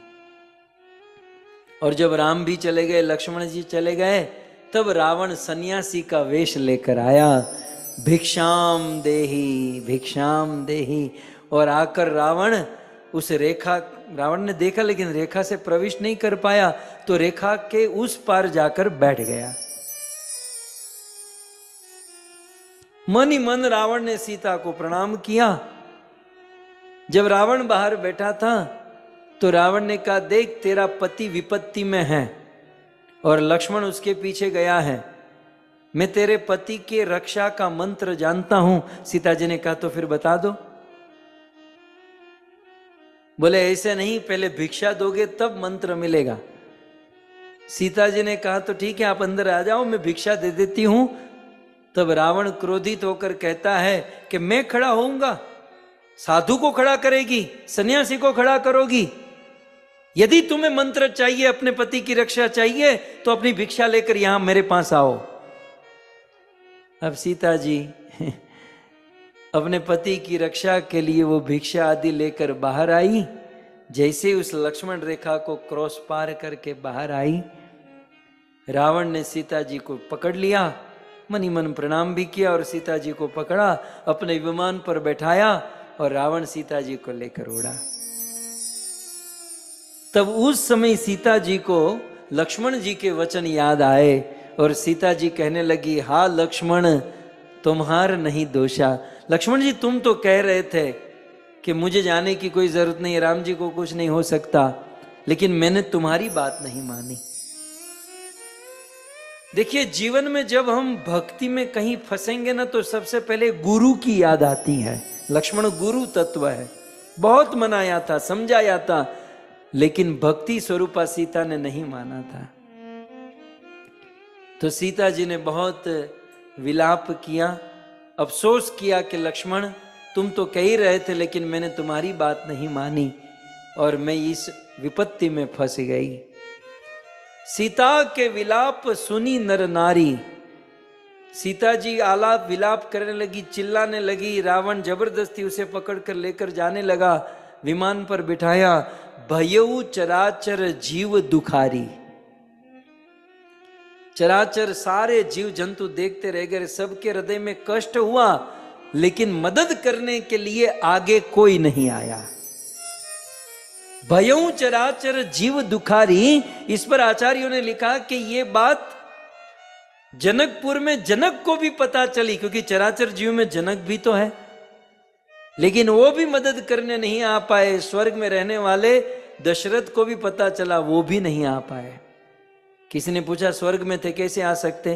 भाई राम का राज्याभिषेक हुआ तब तो आए थे दशरथ जी, तो यहां बहू की रक्षा करने के लिए क्यों नहीं आ पाते? लेकिन सीता जी को इस विपत्ति से मुक्त कराने वाला कोई नहीं मिला। तब एक गीध, एक पक्षी सीता जी की रक्षा करने के लिए आया। मुझे कल का इतिहास महाराणा प्रताप याद आ रहे हैं। महाराणा प्रताप विधर्मी के चंगुल में जब फंसे, जब विधर्मियों ने महाराणा प्रताप के ऊपर बहुत अत्याचार किया और उस समय महाराणा प्रताप को बचाने के लिए, उनकी रक्षा करने के लिए कोई आगे नहीं आया, तब महाराणा प्रताप का घोड़ा वो चेतक आगे आया और उस चंगुल से उनको मुक्त कराया। ठीक उसी प्रकार आज दुष्ट रावण सीता का हरण करके जा रहा है। जब सीता जी की रक्षा करने के लिए कोई नहीं आया, तो गीध राज सुनी आरत बानी, रघुकुल तिलक नारी पहचानी। उस गीध राज जटायु ने इस आर्त बानी को सुना, समझ गए कि ये रघुकुल तिलक राम जी की पत्नी की आवाज है। और जटायु आकाश में उड़े और दूर से देखे कि ये दुष्ट, ये असुर रावण सीता का हरण करके वैसे ही जा रहा है जैसे कोई असुर किसी गाय का अपहरण करके, कोई कसाई किसी गाय को कत्ल खाना में लेकर जा रहा हो। धावा क्रोधवंत खग कैसे, छूटई पबि पर्वत जहूं जैसे। जैसे पर्वत की ओर वज्र छूटता है, उसी प्रकार गिद्धराज जटायु रावण के पास दौड़ कर आए और कहते हैं, दुष्ट तू सीता को छोड़ दे, नहीं तो मैं तुझे नहीं छोड़ूंगा। इस प्रकार से गिद्धराज जटायु और रावण के बीच में घमासान युद्ध हुआ। एक समय ऐसा आया कि अब जटायु जी रावण को मार ही देंगे, तब तक रावण ने अपनी खड़ग, अपनी तलवार निकाली और अपनी खड़ग से, अपनी तलवार से जटायु के पंख काट दिए और दोनों पंख कटे हुए जटायु धरती के ऊपर गिरे हैं। इस प्रकार से जटायु गिरे और रावण सीता का हरण करके आकाश के मार्ग से, उस समय ऐसा भी वर्णन है कि सीता जी के हाथों में, गले में, पांव में जो आभूषण थे, उस सारे आभूषण को निकाले, एक कपड़े में रखें और ऊपर से फेंके। वह आभूषण ऋषमुख नाम के पर्वत पर गिरे, आगे चलकर सुग्रीव जी को मिले, राम जी को प्रदान किए थे। यहां राम जी मारीच को मारकर उस हिरण को हाथ में लेकर जब वापस आए, तो देखा कि लक्ष्मण जी रास्ते में मिले हैं और मार्ग में लक्ष्मण जी को देखकर राम जी ने पूछा, लक्ष्मण तू यहां पर कैसे? बोले भैया, जब आपके चिल्लाने की आवाज आई तो माता जी ने कहा कि तुम राम जी की रक्षा के लिए जाओ। अरे बोले, मैंने तुझे कहा था कि तू यहां मत आना, सीता की रक्षा करना। मैं क्या करता भैया, सीता मैया ने कहा तो मुझे आना पड़ा। निश्चित सीता कोई आपत्ति में है। राम जी जब अपने उस पंचवटी आश्रम में आए तो देखें कि सीता जी उस आश्रम में नहीं है और उस आश्रम की वस्तु कुछ इस प्रकार से बिखरी हुई थी। राम जी को समझने में देरी नहीं लगी कि कोई सीता को जबरदस्ती किडनैप करके, अपहरण करके लेकर चला गया है। और अब लक्ष्मण और राम दोनों सीता को खोजते खोजते आगे चल रहे हैं। राम जी मानो पागल से हो चुके हैं।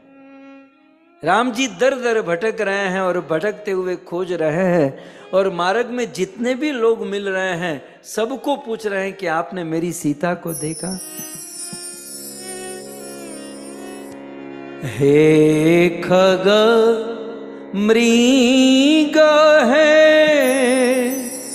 हे मधुकर श्रेणी, तुम देखी सीता मृग नैनी, खंजन सूक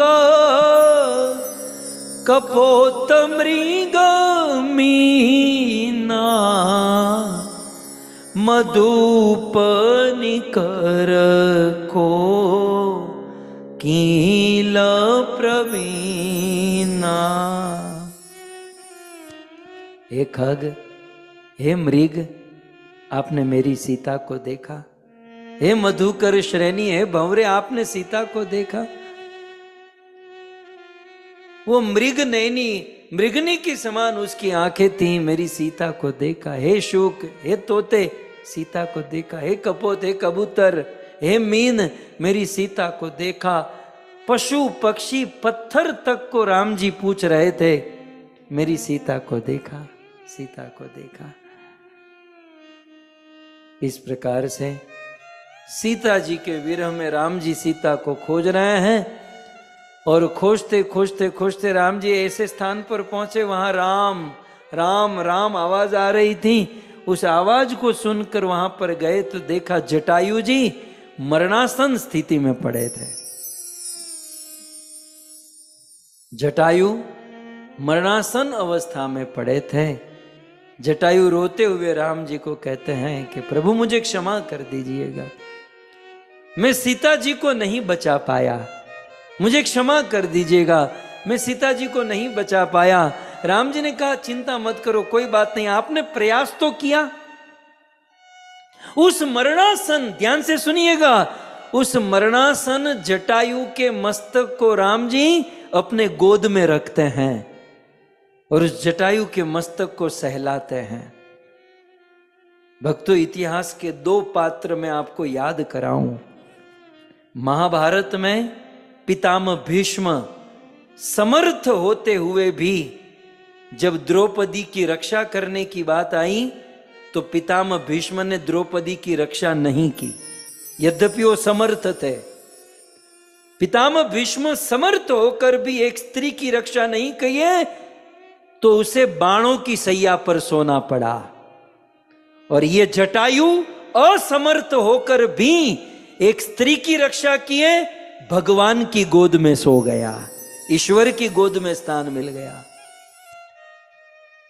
सिद्धांत यह है कि चाहे समर्थ या असमर्थ, हमारा उद्देश्य क्या है।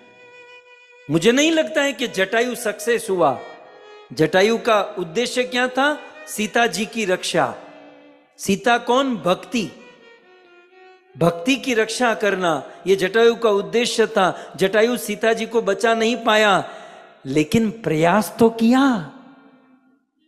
भक्ति के मार्ग में प्रयास बहुत इंपॉर्टेंट है। हम सफल होंगे नहीं होंगे ये भगवान पर छोड़ दीजिए। ये पास और फेल ये भगवान के हाथों में है। हमारा काम है प्रयास करना।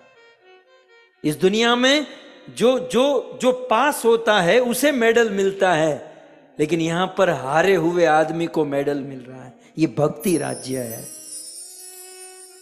जटायु हारा, वैसे देखा जाए तो हारा हुआ है ना, रावण से हार गया जटायु। सीता जी को नहीं छुड़ा पाया जटायु, लेकिन फिर भी राम के गोद में मस्तक रखकर सोया है? भीष्म समर्थ होते हुए भी एक नारी की रक्षा नहीं किए बाणों की सैया पर, और जटायु असमर्थ होकर भी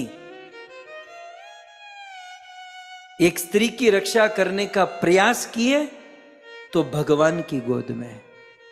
यह है सिद्धांत। राम जी कहते हैं कि जटायु अपनी सांस को संभाल कर रखो, मैं तुम्हारे अंदर प्राण भरूंगा, मैं तुम्हें स्वस्थ करूंगा।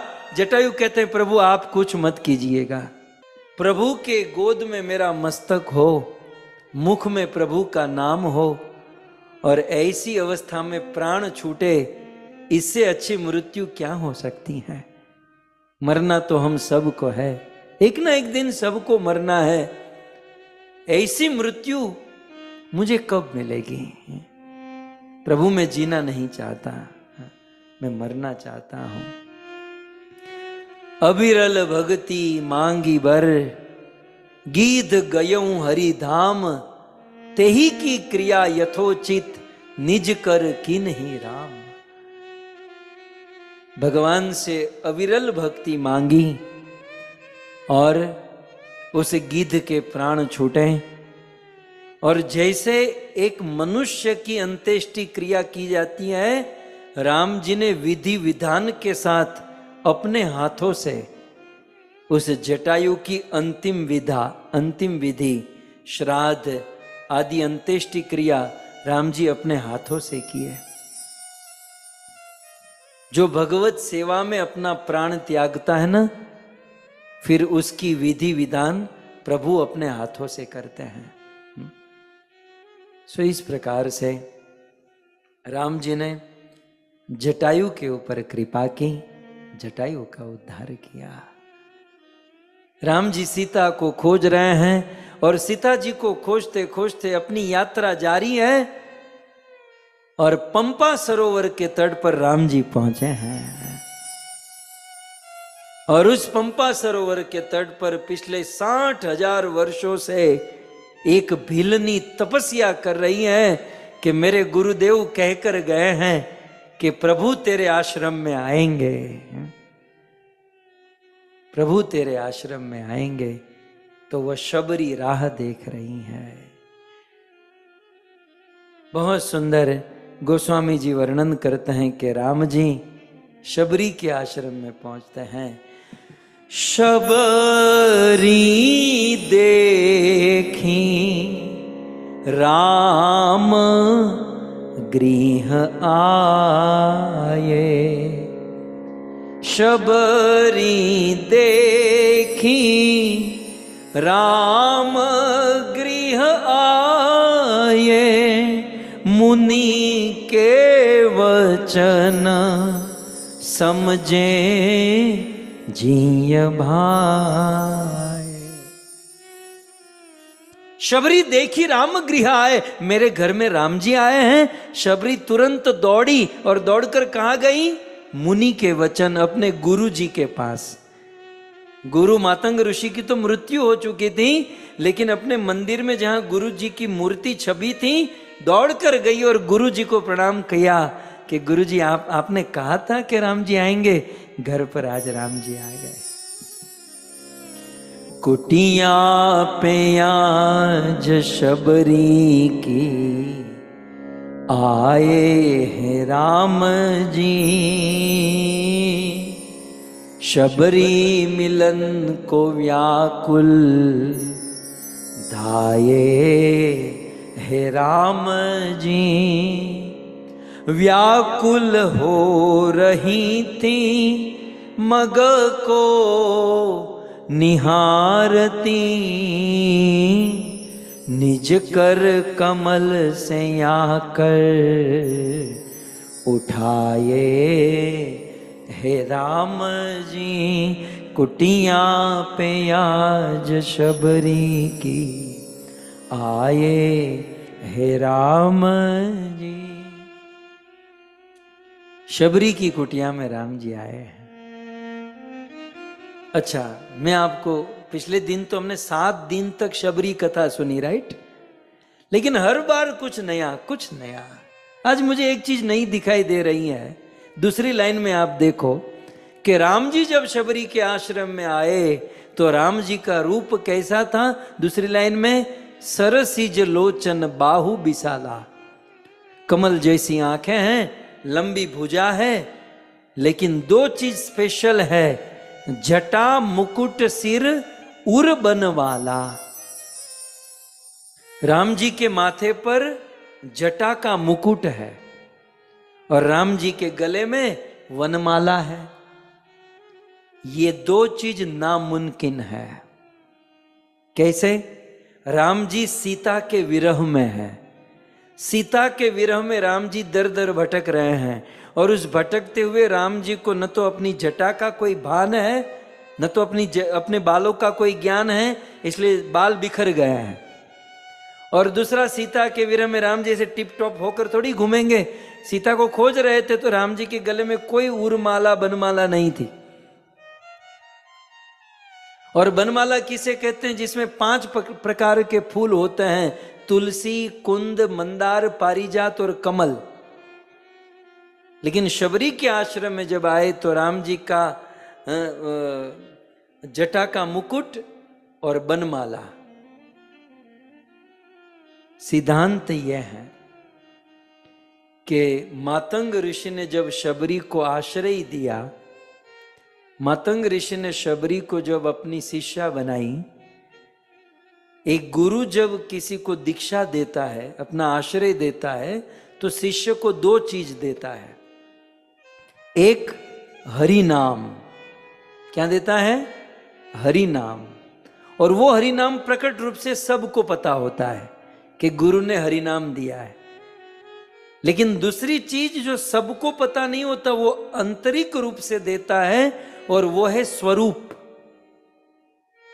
गुरु जो है अपने शिष्य को भगवान का स्वरूप और उस स्वरूप के अनुसार उस शिष्य का स्वरूप प्रदान करता है।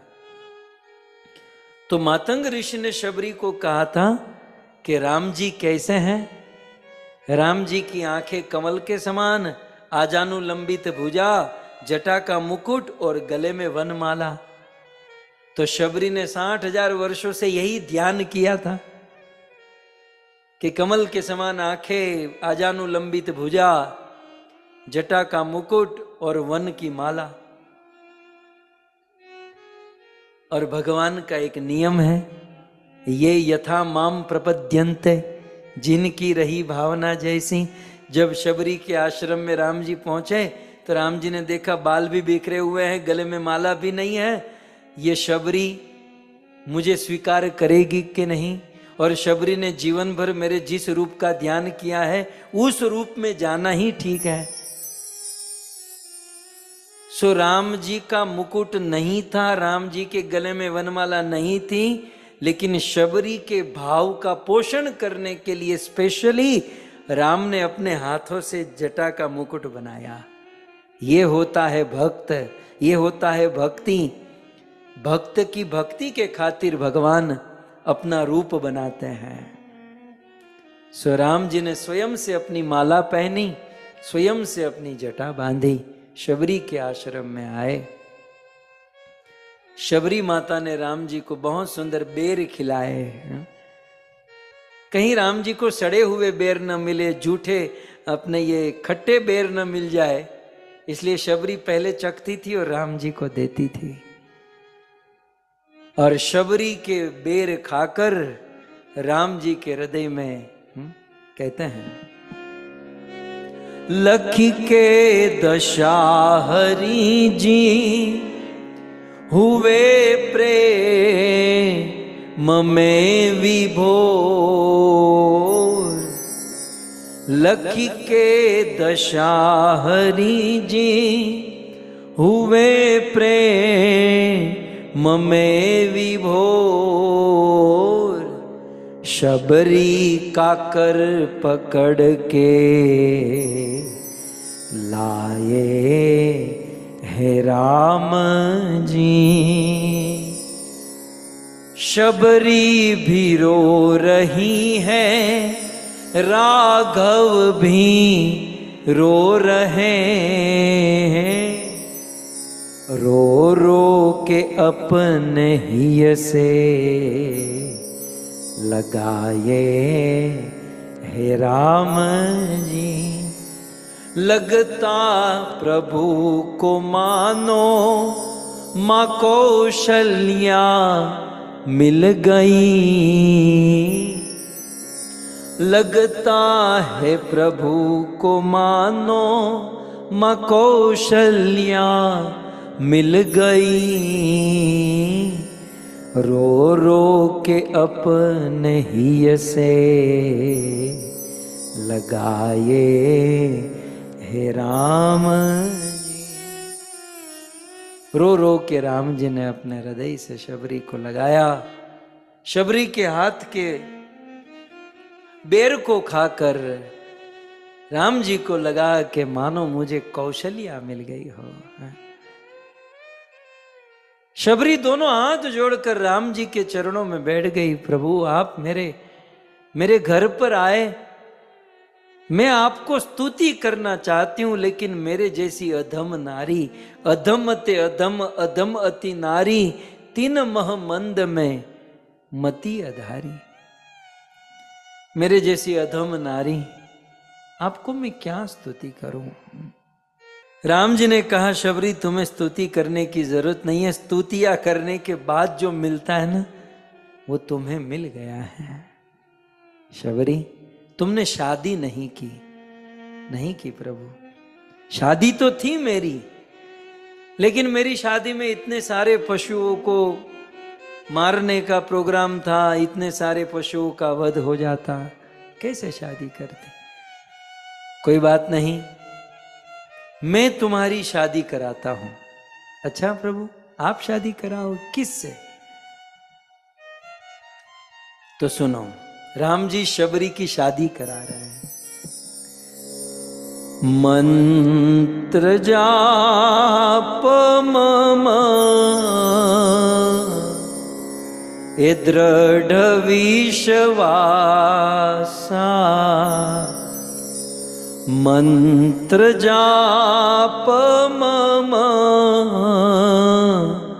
दृढ़ विश्वासा, पंचम भजन सोवे द प्रकाशा, पंचम भजन सोवे द प्रकाशा।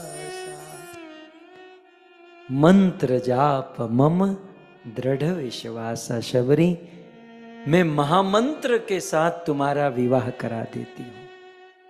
चैतन्य महाप्रभु के चले जाने के बाद हमारी विष्णु प्रिया माता ने क्या किया, महामंत्र को ही अपना पति समझा और महामंत्र का आश्रय लेकर जीवन बिताया। आज राम जी शबरी को महामंत्र के साथ विवाह करा रहे हैं। बोले मंत्र जाप मम दृढ़ विश्वासा, मेरे मंत्र जाप में दृढ़ विश्वास रखना शबरी। नवदा भक्ति का उपदेश देते हैं, शबरी का उद्धार करते हैं। और मां शबरी को पूछते हैं कि सीता को खोजने के लिए बताओ मुझे कहां जाना चाहिए। शबरी कहती हैं किष्किंधा की ओर जाइए, वहां आपको सीता जी शायद मिल जाए। शबरी का उद्धार करके राम जी पंपा सरोवर से किष्किंधा जाने के लिए चलते हैं। मार्ग में नारद मुनि मिलते हैं। अपनी पत्नी के विरह में रोते बिलखते हुए देखकर नारद जी के मन में हुआ, बरोबर है प्रभु, मैं शादी करने के लिए स्वयंवर सभा में बैठा था, आपने मुझे शादी नहीं करने दी, अच्छा किया, नहीं तो मैं भी आपके पीछे पीछे रोते रोते चलता। मुझे समझ में आ गया शादी करने के बाद क्या स्थिति होती है। प्रभु संतों के लक्षण क्या होते हैं। राम जी ने नारद मुनि को संतों के लक्षण बताए और फिर किष्किंधा की ओर आगे बढ़े।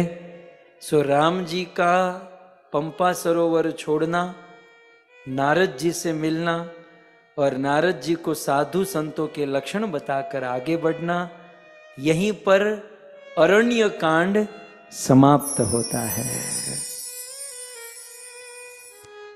लेकिन हम राम और सीता को अलग कैसे छोड़ सकते हैं। आइए 2 मिनट में, यहाँ तो व्यास समाज सब कुछ हो सकता है। फिर राम जी किष्किंधा में जाते हैं, हनुमान जी परीक्षा करते हैं, सुग्रीव जी के साथ मित्रता होती है, बाली का वध करते हैं, सुग्रीव अपनी सेना को सीता जी को खोजने भेजते हैं। हनुमान जी लंका पहुंचते हैं, सीता जी का दर्शन करते हैं। रावण की लंका में आग लगाकर हनुमान जी वापस आते हैं, राम जी को खबर देते हैं। सुग्रीव राम हनुमान अपनी पूरी सेना को लेकर समुद्र के तट पर पहुंचते हैं। 3 दिन तक राम जी उपवास करते हैं, समुद्र मार्ग नहीं देते हैं। राम जी अपना सारंग बाण धनुष चढ़ाते हैं, समुद्र खोलने लगा, दोनों हाथ जोड़कर आ गया, आप सेतु का निर्माण करो। राम जी समुद्र पर सेतु बनाते हैं, लंका पहुंचते हैं। फिर भी रावण को एक चांस देते हैं, बाली पुत्र अंगद को भेजते हैं। अंगद जी रावण की सभा में रावण को मनाते हैं, रावण नहीं मानता है। अंत में राम और रावण युद्ध प्रारंभ होता है। राम और रावण का युद्ध कैसा? राम और रावण जैसा, न भूतो न भविष्यति, घमासान युद्ध होता है। उस युद्ध में अनेकों प्रकार की सेना, दुष्टों का विनाश होता है। रावण का पुत्र मेघनाद मरता है और फिर अंत में राम जी अपने बाणों से, राम जी ने बहुत सुंदर आचरण किया। रावण रथ पर बैठा था, राम जी के पास रथ नहीं था। राम जी धर्म रथ पर हनुमान जी के कंधे पर बैठकर युद्ध करते हैं और राम जी रावण का वध करते हैं, सीता जी को मुक्त करते हैं और पुष्पक विमान में बैठकर सीता जी को लेकर अयोध्या वापस आते हैं। अयोध्या में राम का राज्याभिषेक होता है और सारी अयोध्या प्रसन्न है, खुश है और सबकी जीवा पर एक ही गान है।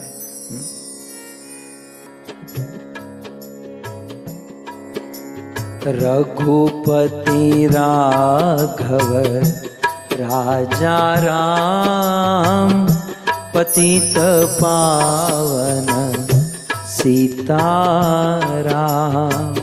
रघुपति राघव राजा राम, पतित पावन सीता। राजा राम राजा राम, पतित पावन सीताराम। राजा राम राजा राम, पतित पावन सीताराम। रघुपति राघव राजा राम, पतित पावन सीताराम। रघुपति राघव राजा राम, पतित पावन सीताराम। श्री रामचंद्र भगवान की। सो इस प्रकार से राम जी अयोध्या में वापस आए और सब कुछ कुशल मंगल हो गया। सो कथा का विराम ऐसे मोड़ पर रखना ठीक नहीं है, इसलिए हमने राम जी को अयोध्या में वापस लौटा दिया है। अयोध्या में सब लोग प्रसन्न हैं। सो आप सभी भक्तों का भूरी भूरी धन्यवाद। बड़े भाव से, प्रेम से इन कथाओं का श्रवण किया। आइए जय जयकार के साथ इस कथा का विराम करें। ग्रंथराज श्रीमद् भागवतम महापुराण के, श्री कृष्णचंद्र भगवान के, श्री रामचंद्र भगवान की, जगत गुरु श्रील प्रभुपाद की, परम पूज्य राधा गोविंद गोस्वामी महाराज की, निताय गौर प्रेमानंदे। जय जय श्री राधे, जय जय श्री राधे, जय जय श्री राधे।